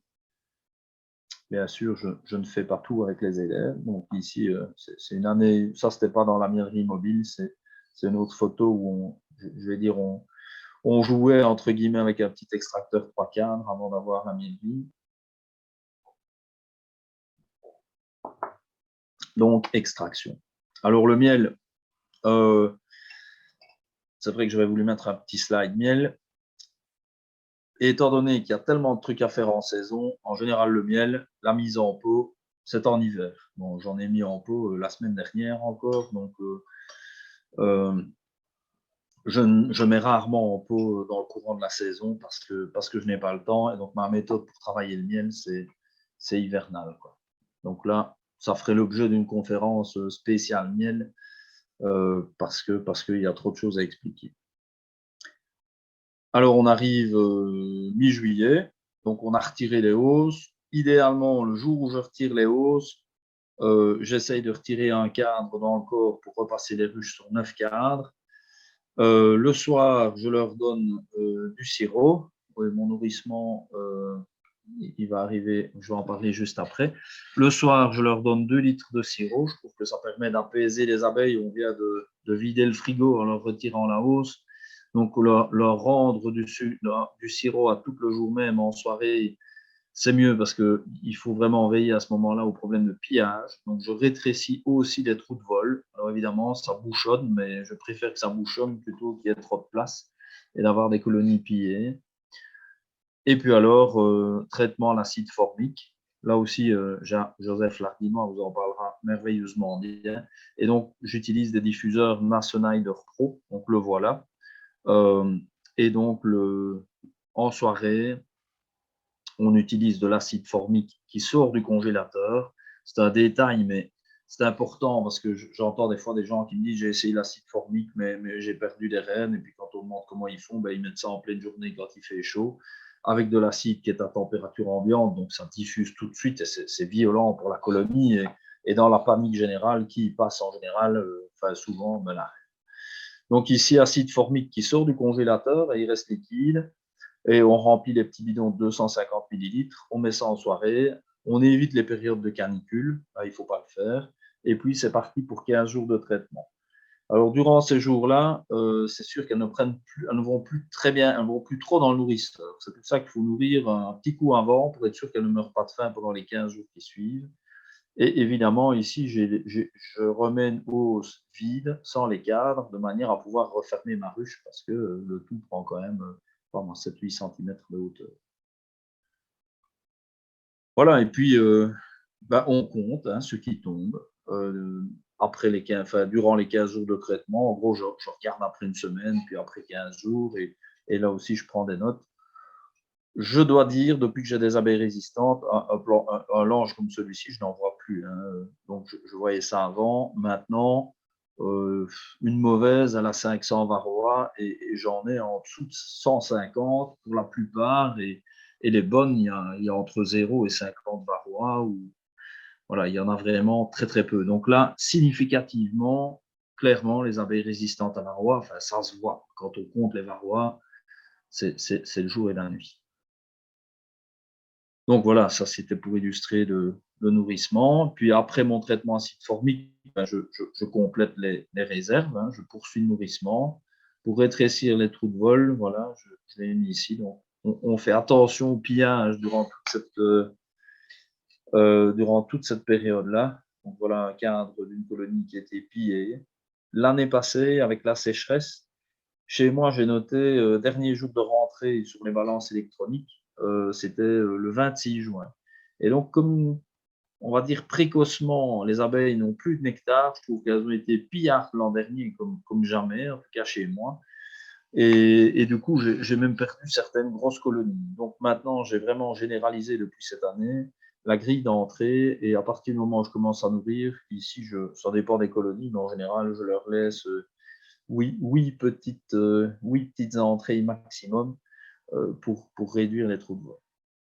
Et évidemment, on nourrit en soirée, parce que si vous vous baladez l'après-midi avec des odeurs de sirop, des odeurs de rucher je vais y arriver, des odeurs de sirop dans le rucher, c'est le carnage. Alors, les grands principes, j'aime bien le rappeler parce que trop souvent, et chaque année, et en plus via les réseaux sociaux, on voit ça tout le temps maintenant, et il y a des gens qui attendent le mois d'août avant d'extraire. Ça ne sert à rien, quoi. Je veux dire, si vous êtes en Ardennes, Josh nous le dira, on dit le 8 août, c'est tout. Mais dans la plupart des régions, le 15 juillet, c'est fini. Tant mieux si vos abeilles font encore 1 kilo après, ce sera pour elles, ce sera dans le corps. Mais le temps qu'on perd après le 15 juillet, il n'y a plus de mielées faramineuses. La fin du tilleul, ça sonne vraiment le glas de la mielée d'été. Donc, il ne faut plus attendre. Surtout qu'il faut déjà préparer la saison qui suit. Donc, il va vous falloir faire ce traitement le plus vite possible pour avoir des abeilles d'hiver débarrassées de varroa. Donc, c'est bénéfique de terminer le 15 juillet et puis de lancer la suite du boulot, quoi. Donc, on nourrit 4 à 6 litres de sirop, ça dépend des années. S'il y a une bonne mielée d'été, il y a du miel dans les corps, il n'y a peut-être pas besoin de nourrir avant de commencer à traiter. Sinon, on nourrit, donc on voit un peu au cas par cas. Ici, c'est en moyenne, ça dépend chaque fois, mais je vous donne l'optimum. Donc, en gros, du 20 juillet au 5 août, on traite à l'acide formique. L'avantage aussi, je ne l'ai pas dit tout à l'heure, mais Joseph nous en parlera, l'acide formique, ce n'est pas rémanent, il ne reste pas de traces dans les cires avec ça. À piston, à pivard, il en reste dans les cires, et l'année après, vous avez quand même une partie du miel qui passe par le corps avant d'arriver dans les hausses, et c'est sans doute sous le seuil, mais on en a de faibles concentrations dans le miel, ce sont des produits rémanents. Donc c'est aussi de la vieille chimie comme celle qu'on n'aime pas chez les agriculteurs. Alors, après le 5 août, on va compléter le nourrissement à peu près jusqu'à fin août pour arriver à 11 kilos en moyenne. Ça dépend encore une fois des colonies. Alors, le mois de septembre, idéalement, on ne donne plus rien. En fait, il faut laisser de la place pour la ponte. Il ne faut pas non plus saturer le corps avec un nourrissement à stock, comme on dit. Et puis, la reine, elle ne sait plus pondre. Et il faut qu'elle ponde les abeilles d'hiver. Et puis, fin septembre, on pèse et on complète encore fin septembre, tout début octobre, avec 3-4 kilos pour arriver à 14 kilos de nourrissement à peu près. Alors, suivant les emplacements, il est vrai qu'il m'arrive d'avoir des colonies qui consomment un peu plus, mais voilà, c'est pas la norme. Donc, l'idée, c'est ne pas épuiser les abeilles d'hiver et c'est faire ce travail de transformation du sirop en réserve par des abeilles qui ne passeront pas l'hiver. Donc, c'est pour ça qu'il faut commencer le plus tôt possible. Et le traitement contre varroa, c'est la même chose. C'est pour avoir des abeilles d'hiver qui vont être exemptes de varroa et qui auront donc une meilleure longévité. Alors, en gros, fin septembre, voilà, on arrive en moyenne à 3 cadres de couvain avec évidemment de belles réserves au-dessus du couvain et 6 cadres de réserve, 3 et 3 de part et d'autre. Voilà, ici, c'est pour vous montrer une photo de la densité d'abeilles. Moi, avant de nourrir, j'essaye de les repasser sur 9 cadres pour qu'il y ait une partition. Voilà, et alors, on nourrit généreusement pour avoir des cadres bien remplis, bien operculés. Alors, si on travaille avec ce schéma-là et un nourrissement généreux à ce moment-là, on n'a pas besoin de commencer à chipoter avec du candy. Moi, ça me rend dingue quand je vois que certains sont déjà en train de mettre du candy sur les ruches maintenant. C'est la folie. Le candy, c'est un truc qui est fait pour les marchands de matériel apicole. Enfin, il faut qu'ils vivent, hein, mais on s'en passe. Mettez du sirop, mais nos abeilles d'hiver, elles doivent se reposer. Tout ce qu'elles doivent faire, c'est la chaleur. Donc, ça ne sert à rien de leur donner à bouffer pour leur faire métaboliser du sucre maintenant. Non, foutons-leur la paix, qu'elles se tiennent au chaud. Et au pire, fin février, début mars, si on a l'impression que on a des craintes, la colonie, je crois qu'elle est un peu légère, alors là, évidemment, mieux vaut que lui mettre du candy plutôt qu'elle ne meure de faim. C'est trop dommage. Mais Joseph vous le dira aussi, le fait de peser quand vous avez terminé votre nourrissement, elle a avalé 14 kilos, voilà combien pèse ma ruche. En gros, une ruche Nico d'Adam, elle doit peser 35 kilos avant l'hivernage. Et si vous hivernez d'Ester, donc des ruchettes 6 cadres en frigolite de la marque Ster, là, vous comptez 17 kilos à peu près. Et puis, si vous avez peur au printemps, vous repesez. On prend un peson, on pèse une fois à gauche, une fois à droite, on fait la somme des deux. Ça permet d'avoir une bonne idée du poids. Et puis, on se dit, tiens, voilà, il reste 5 kilos, c'est bon. Ou, mince, il reste que 2 kilos, c'est quand même fort juste. Et donc, on agit. Mais sur mes colonies de production, c'est exceptionnel que je remette du candy. Alors, le temps passe, tout ça, mais je reviens à mon projet VSH. C'est parfois un peu difficile d'intercaler les choses puisque tout s'imbrique et qu'il n'y a pas vraiment de temps de chômage. Donc, nos abeilles qu'on a chargées en varroa, eh bien, une douzaine de jours après, on désopercule tout le couvain de ces ruchettes test et on fait ça par équipe. C'est pour ça que je vous disais que c'était un travail, peu importe la race d'abeilles, tout le monde travaille ensemble. Et ici, on va même donner un coup de main à nos amis luxembourgeois chez Paul. Et donc, on désopercule le couvain, en gros, pour voir si on trouve encore des varroas dedans. Et les 100% VSH, il n'y a plus de varroa, elles les ont tous interceptés. Voilà, donc ça c'est pour le travail VSH. Et puis, on arrive au mois de septembre. On n'est pas encore tout à fait au bout de nos peines, donc il ne faut pas encore se dire la saison est finie. Donc septembre, dernier contrôle. Alors, nos colonies, c'est vrai qu'on a eu le risque de pillage, on les a traitées avec de l'acide formique. Si on a fait ça bien, normalement, il n'y a pas de souci, mais il arrive quand même quelques petits couacs. ou des fois qu'on ne s'explique pas. Bon, on retrouve au mois de septembre, ah mais c'est une colonie orpheline, la reine allait bien, c'était une jeune reine, tout semblait gagner. Ben non, pourquoi? Bon, c'est la nature. Bon, ben là, c'est à défaut de prévoyance, on a oublié d'aller visiter une ruche trop longtemps, et on la retrouve bourdonneuse ou une ruchette. Ça arrive, ah ben mince, elles ont remplacé la reine. Ah ben, on croyait que la reine était encore bonne pour un an et ce sont elles qui l'ont remplacée. Bon, ça arrive aussi. Puis il y en a des fois, ah ben tiens, voilà le rucher, j'avais nourri, ça a consommé plus que prévu. Il y a peut-être eu un pillage latent comme ça qui fait que certaines colonies manquent de nourriture. Donc c'est vraiment en septembre qu'on peut rattraper encore les petits couacs. Colonie trop faible, bon finalement la colonie en question, là, elle était belle, mais l'acide formique, je ne l'ai pas dit, en fait pendant les 15 jours de traitement, ça tue malheureusement tout le couvain ouvert. Donc ça fait quand même un choc aux colonies. C'est pour ça qu'il faut le faire le plus tôt possible, comme ça elles ont le temps de récupérer. Alors vous me direz, oui, c'est moche, mais bon, voilà, on ne fait pas d'omelette sans casser des œufs. C'est sûr qu'on préférerait ne pas faire de traitement, mais à ce stade-ci, on n'a pas le choix. Pour la plupart des colonies, il faut encore traiter. Et la colonie exempte de varroa se refait vite une santé. Mais bon, il y en a certaines, ça peut arriver, elles restent trop faibles. Donc là, ben, voilà, rapidement, quelques petites interventions. Donc, colonie orpheline, ben, on profite des reines de stock dans les mini-plus. Hein. Donc, on remet une reine si la population est suffisante. On réunit éventuellement avec un essai de réserve. Alors là, pour réunir avec un essai de réserve, vous coupez la ruche qui va recevoir. Donc, l'orpheline qui reçoit, vous la coupez en deux. Donc, en général, comme elle est orpheline, il n'y a plus de ponte, il n'y a plus beaucoup de couvains. Donc, on peut secouer des cadres et en retirer une partie. Et on intègre au milieu, de manière organisée, toute la ruchette avec son couvain et sa reine et toutes ses abeilles.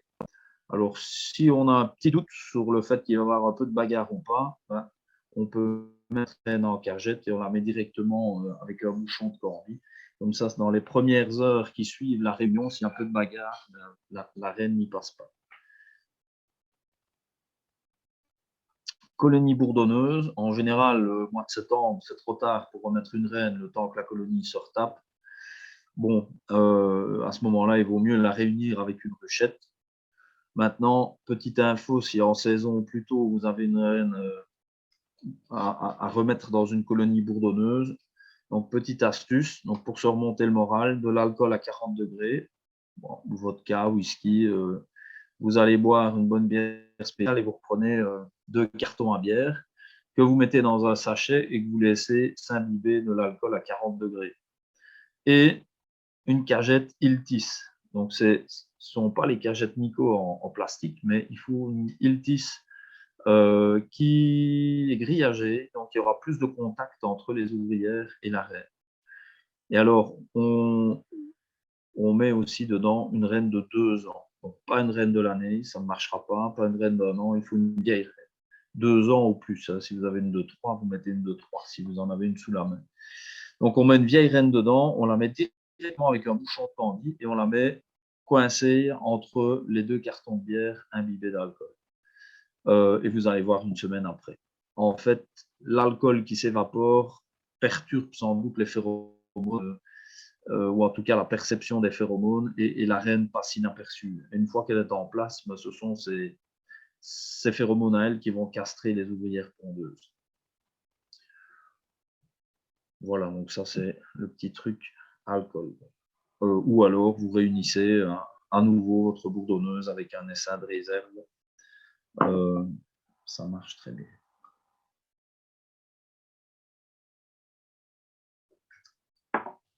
Si toujours au mois de septembre, elles ont remplacé votre reine et qu'il y a une autre reine à la place, bon, vous marquez la reine. Donc, je l'ai dit tout à l'heure, on marque la jeune reine pour qu'elle ne passe pas l'hiver non marquée. Comme ça, c'est réglé. Évidemment, si c'est pour une question de génétique, là, c'est une F1 ou ça devient une F2, donc c'est peut-être moins intéressant. Là, éventuellement, vous remettez une reine sélectionnée à la place. Tout dépend du cheptel. Si on a un manque de nourriture, on a jusqu'au 15 octobre pour compléter les réserves. alors il faut y aller franchement là. Et on fait un nourrissement massif parce qu'on est au mois de septembre et il reste peu de temps pour que la colonie ait suffisamment de réserves pour l'hiver. Donc, ce n'est pas idéal, mais bon, si c'est comme ça, il faut la nourrir au plus vite.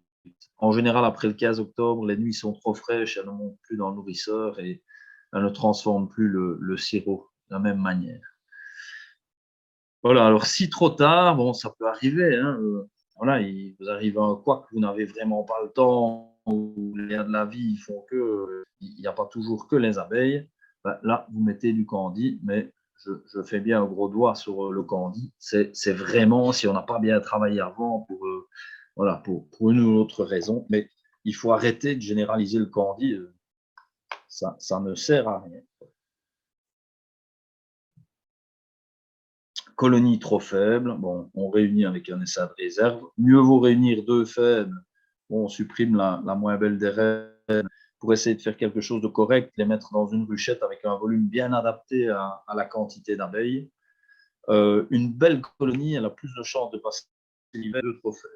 Vous risquez, si vous laissez deux faiblards dans 10 ans, on espère que probablement vous n'aurez plus rien au printemps. Donc, il vaut mieux réunir 2 faibles pour faire quelque chose de bien plus vaillant.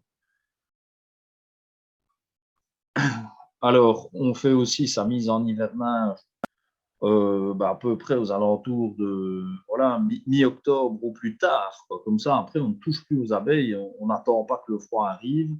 Donc ici, c'est un petit schéma que Josgut m'avait refilé. Donc ici, ce qu'il faut qu'il fasse sec, à l'abri des courants d'air, pour avoir une bonne économie de provisions et moins solliciter les abeilles. Donc, un couvre-cadre thermique, c'est l'idée, c'est comme une maison, c'est en tout cas commencer par isoler le toit de la maison. Et au niveau couvre-cadre, j'utilise une plaque de polystyrène qui est collée sur un multiplex de 8 mm à peu près, et c'est mon couvre-cadre. Et j'ai 2 petites lattes qui font qu'il y a une circulation d'air quand le toit est déposé sur l'ensemble. Donc voilà, moi, ici c'est un schéma avec 12 cadres, je crois, moi ce sont des 10 cadres et il y a une seule partition. Voilà, donc une bonne couette et vous avez une colonie qui passera correctement l'hiver. Donc on élimine tout ce qui est courant d'air, une bonne aération. Voilà, il y a certains emplacements où c'est une question que je me pose encore. Est-ce qu'il faut fermer le tiroir, laisser le tiroir ouvert? C'est une des questions apicoles où je n'arrive pas encore à me dire c'est ça qu'il faut, c'est l'idéal.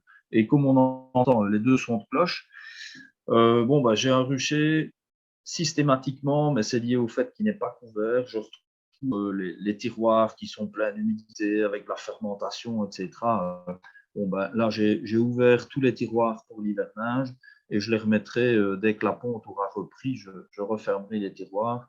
Mais en attendant, là, c'est plancher ouvert. Et si je compare, les Mini Plus, elles ont un plancher grillagé et il n'y a pas de tiroir qu'on ferme. Mais ça hiverne quand même très bien. Mais bon, ce sont des petites boîtes en frigolite, donc ce sont des petits thermos qui sont dans de bonnes conditions. Et voilà, au printemps, une colonie qui a bien hiverné. Donc voilà ce que ça donne si on a bien travaillé. Bien, très rapidement, dès que ça miel, elles construisent au-dessus des cadres. Et ici, on voit qu'on peut rapidement lui rajouter 2 cires d'or. Probablement, et peut-être même ça. Donc voilà, ça c'est un microclimat agréable et un développement harmonieux et régulier. Qui vivent plus longtemps, donc nos abeilles d'hiver arrivent pour relancer la colonie au printemps. Elles sont là jusque-là. Alors, je n'ai pas spécialement parlé du remplacement de reines. Bien, le frère Adam, lui, préconisait de remplacer les reines d'octobre à mars. En fait, j'essaye aussi de remplacer les reines en dehors de leur période de reproduction. Maintenant, c'est vrai qu'en tant qu'éleveur, le moment où les apiculteurs me sollicitent le plus pour acheter des reines, c'est en mai, juin, juillet, puisque c'est là qu'ils ont eu un essaimage, qu'il n'y a plus de reines, qu'il y a de la casse. Mais c'est le moment le plus difficile pour faire intégrer une reine étrangère dans une ruche. parce qu'elle peut sauver sa peau en élevant elle-même encore, puisque le super-organisme abeille est en phase de reproduction. Par contre, quand vous ouvrez vos colonies en mars ou tout début avril et que la reine est défaillante ou à remplacer, ça va tout seul. Elles ne sont pas encore en phase de reproduction. C'est pour ça que je disais, tant qu'il n'y a pas de mâles qui sont nés, tout est facile. On peut mélanger des abeilles et on peut aussi changer de reine assez facilement. Et quand on arrive au mois d'octobre, même chose, elles sont bien en dehors de la période de reproduction, ça se passe très bien. L'inconvénient du mois d'octobre, c'est que votre nouvelle reine, si vous voulez l'évaluer, ne passera pas l'hiver avec ses propres abeilles, ou très peu en tout cas. Et bon, cette année, je n'ai pas mis dans le PowerPoint, mais en plus, j'ai fait des fécondations sur île pour la première fois via des amis, grâce à des amis, on est allé à Marken et à Baltrum. Non, pas Marken, moi je suis allé à Ameland et Baltrum. Toutes ces reines précieuses qui sont revenues des îles, eh bien, je ne les ai introduites que dans le courant du mois de mars parce que voilà, je n'avais pas envie de rater mon coup avec celles-là. Elles ont été introduites tardivement et j'ai dit mars, mais c'est distraction. C'est à partir du mois d'octobre. Et donc, je revisite à chaque fois la semaine qui suit pour voir si elles sont toujours là et tout se passe bien et j'ai tout réussi. Donc, je voulais mettre toutes les chances de mon côté.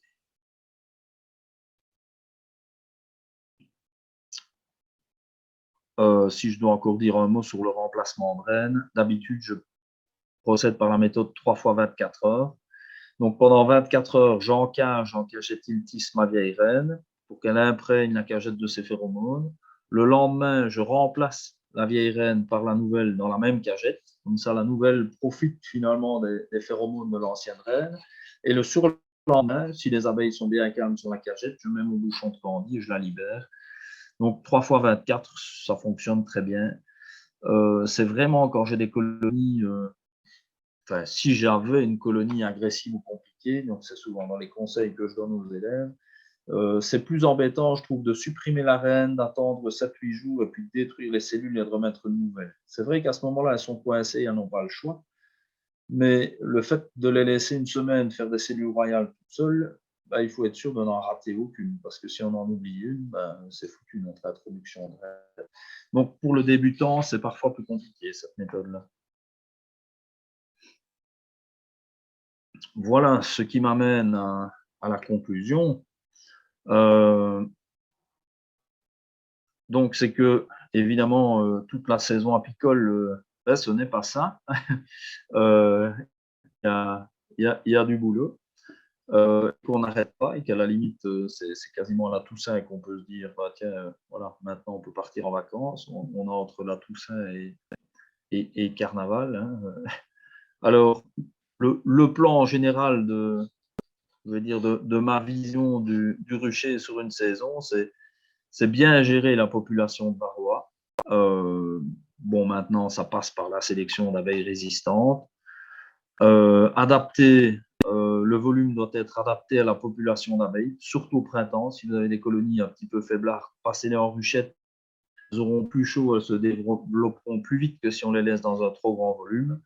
Pour passer l'hiver, c'est la même chose. Il vaut mieux qu'elles soient dans un volume bien adapté avant qu'on commence à nourrir, plutôt que de les laisser avec trop de place, des cadres qu'elles n'occupent pas.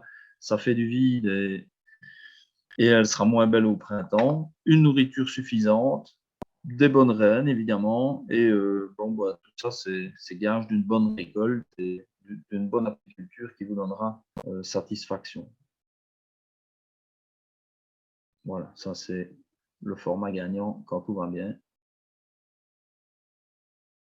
Voilà, merci pour votre attention et bonne saison apicole.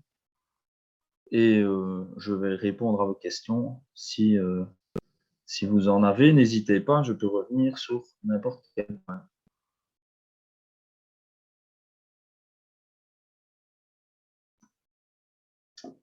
Voilà, alors Benoît, je ne sais pas comment on fonctionne. Peut-être qu'il faut que tu puisses réactiver les micros de tout le monde si on sait se discipliner à ne l'ouvrir que si on a une question et pour ne pas qu'on entende de bruit parasite. Sinon, je pense que Je vois Jean-Marc avec une main levée qui me dit oui, oui, mais qui ne s'est pas posé sa question. Ouais. Voilà, DJ, tu m'entends? Oui, oui, ça marche, c'est parfait. Voilà. Juste une petite question. Tu as parlé tout à l'heure du Candy pour les mini-plus au mois de mars si c'est nécessaire. Oui, oui.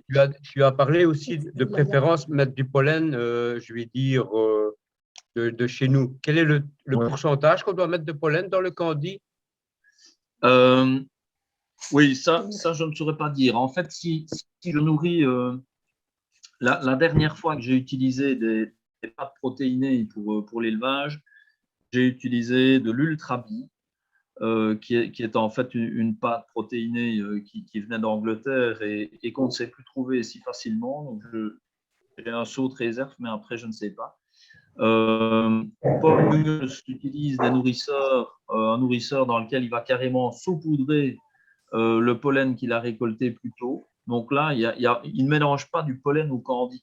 Il utilise j'ai du pollen frais. Voilà, j'ai du pollen frais au congélateur, par exemple. Je pourrais le saupoudrer alors directement sans le mélanger au candy alors. Oui, parce que en général, si tu utilises ton éleveuse et qu'on est dans le courant du mois de mai, du mois de juin, si elle manque un peu de pollen, ben moi je préférerais utiliser de l'eau mielée pour simuler une mielée de nectar et rajouter du pollen que je saupoudrerais plutôt que de faire un candy. Le candy, c'est pas capéant, hein. De l'eau mielée, ça donne vraiment l'impression d'une mielée aux abeilles. Donc, ce sera plus efficace et tu copieras mieux la nature plutôt que de mettre un candy protéiné. Oui, ok. Voilà, mais ça va? Oui. Oui. Ben, merci pour l'info. Oui. La meilleure formule, pas de quoi. Ça va, c'est bien. Merci, DJ. Merci beaucoup. Avec plaisir. On a Valérie qui a toujours une main levée. Oui, bonjour. Bonjour. En fait, je suis très curieuse par rapport à vos allergies. Comment ça s'est arrêté? Parce que j'ai un ami proche qui est vraiment allergique et c'est un peu embêtant. Ah, ok. Moi, j'ai commencé, j'avais 15 ans et j'avais vraiment des boîtes à piqûres. En résumé, j'ai eu trop de piqûres sur une même saison, je pense. Et un jour, avec une seule piqûre à la tête, je me suis retrouvé chez le médecin avec un choc anaphylactique où j'ai cru que j'allais claquer, pour le dire platement. Donc là, j'ai fait une désensibilisation qui a duré 5 ans, donc chez un pneumologue allergologue. Et donc, une dizaine de semaines, on m'a injecté une dose croissante de venin chaque fois en dessous du seuil de réaction. Puis on m'a dit, après 10-12 semaines, voilà, vous êtes protégé comme n'importe quel apiculteur non allergique, c'est-à-dire à 98%. Il n'y a pas de 100% avec du vivant. Et pendant 5 ans, une fois par mois, j'allais chez le médecin traitant et je recevais l'injection de l'équivalent de 2 piqûres d'abeilles. Mais pendant ces 5 ans-là, je me faisais déjà piquer. C'est une injection de venin parce qu'il y a ces fameux vaccins chimiques. Ce n'est pas un vaccin hein. Pour l'allergie, c'est vraiment du venin directement. Ah, génial. On vous injecte en fait une petite dose de venin en dessous du seuil de réaction et puis on y va de manière croissante pour que le corps n'ait plus une réaction disproportionnée. Ce n'est pas une vaccination, c'est une désensibilisation. Et en général, la réponse est vraiment très bonne avec le venin d'abeille. Mais il faut contacter un pneumologue, allergologue et suivant la région où vous êtes, bon, s'il y a des liégeois dans le cas, parmi nous, c'est le docteur Piet au CHU de Liège qui est en plus apiculteur et qui est vraiment la référence, quoi. J'ai eu des apiculteurs qui allaient voir d'autres allergologues qui leur disaient « Ah, on ne sait pas vous désensibiliser, mais si vous êtes piqué, vous risquez de mourir, il faut arrêter l'apiculture. » Enfin, voilà, tout ça, c'est pas vrai. Il faut tomber sur la bonne personne, mais ça va très bien. D'accord. Je vous remercie. Voilà, pas de quoi. Et moi, petite parenthèse, short et t-shirt, je n'ai plus peur d'une piqûre. Je suis piqué. Oui, c'est quand vous avez dit je fais tout en t-shirt que je me suis dit. Oui. Je ne rigole pas quand je suis piqué au visage, surtout au niveau des lèvres et des narines, c'est là que ça fait le plus mal. Mais il m'arrive d'avoir. Bon, mes abeilles sont douces, mais sur le nombre, quand je passe ma journée dans les abeilles. Oui. Mais c'est bien. Moi, voilà. Merci.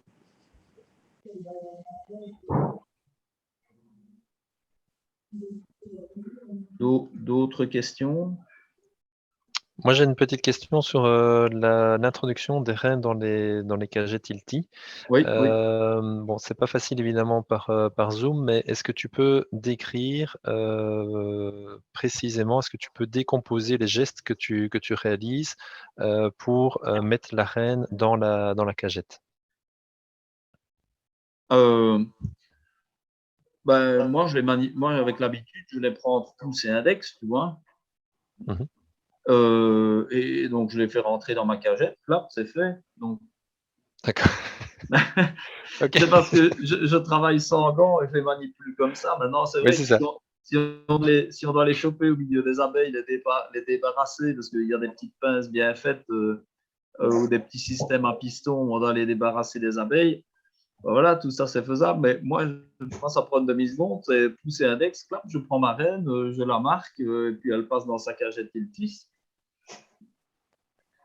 Ok, très bien, Oui. merci. Mais avec l'habitude, tu vas y aller et puis tu as des abeilles douces maintenant, Benoît, non? Oui, bien sûr. Oui, oui. Tu t'entraînes Ok, sur les merci. faux bourdons d'abord. Oui, ok.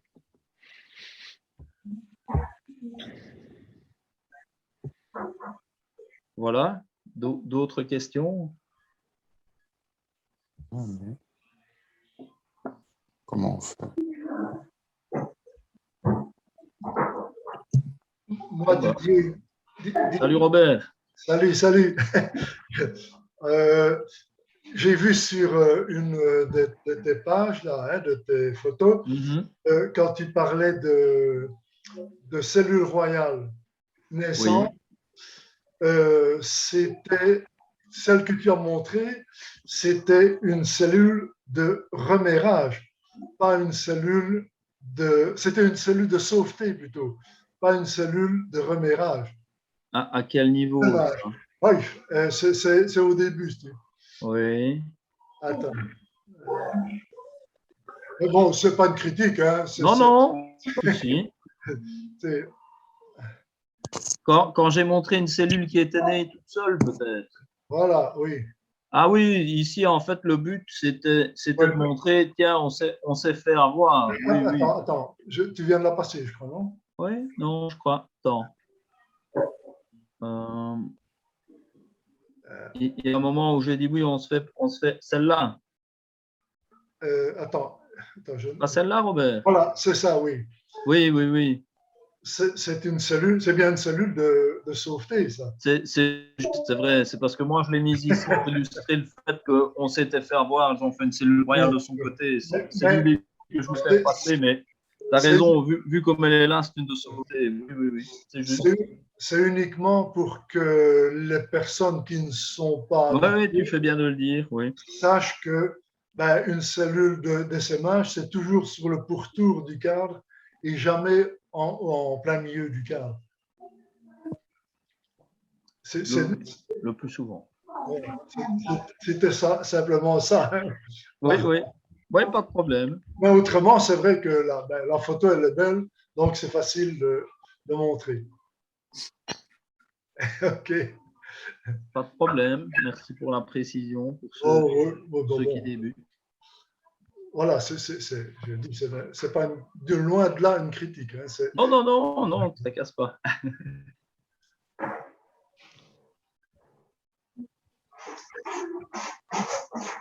Voilà, je ne sais pas s'il y a d'autres remarques, questions. Bon, je ne sais pas s'il y a d'autres questions qui vont arriver, mais moi je voulais déjà te remercier Didier pour cette présentation qui moi m'a réellement passionné. C'était plein d'ondes positives, c'était très complet. Tant au niveau du fond que de la forme, j'ai noté ici que le fond était vraiment très fouillé. C'était une conférence assez généraliste, mais quand même très très fouillée. Et alors, au niveau de la forme, on voit vraiment que tu t'es donné, tu as donné l'énergie et du cœur pour y mettre la forme. Donc, merci beaucoup. C'était vraiment une très très belle conférence. Merci, tant mieux si c'est bien passé, avec plaisir.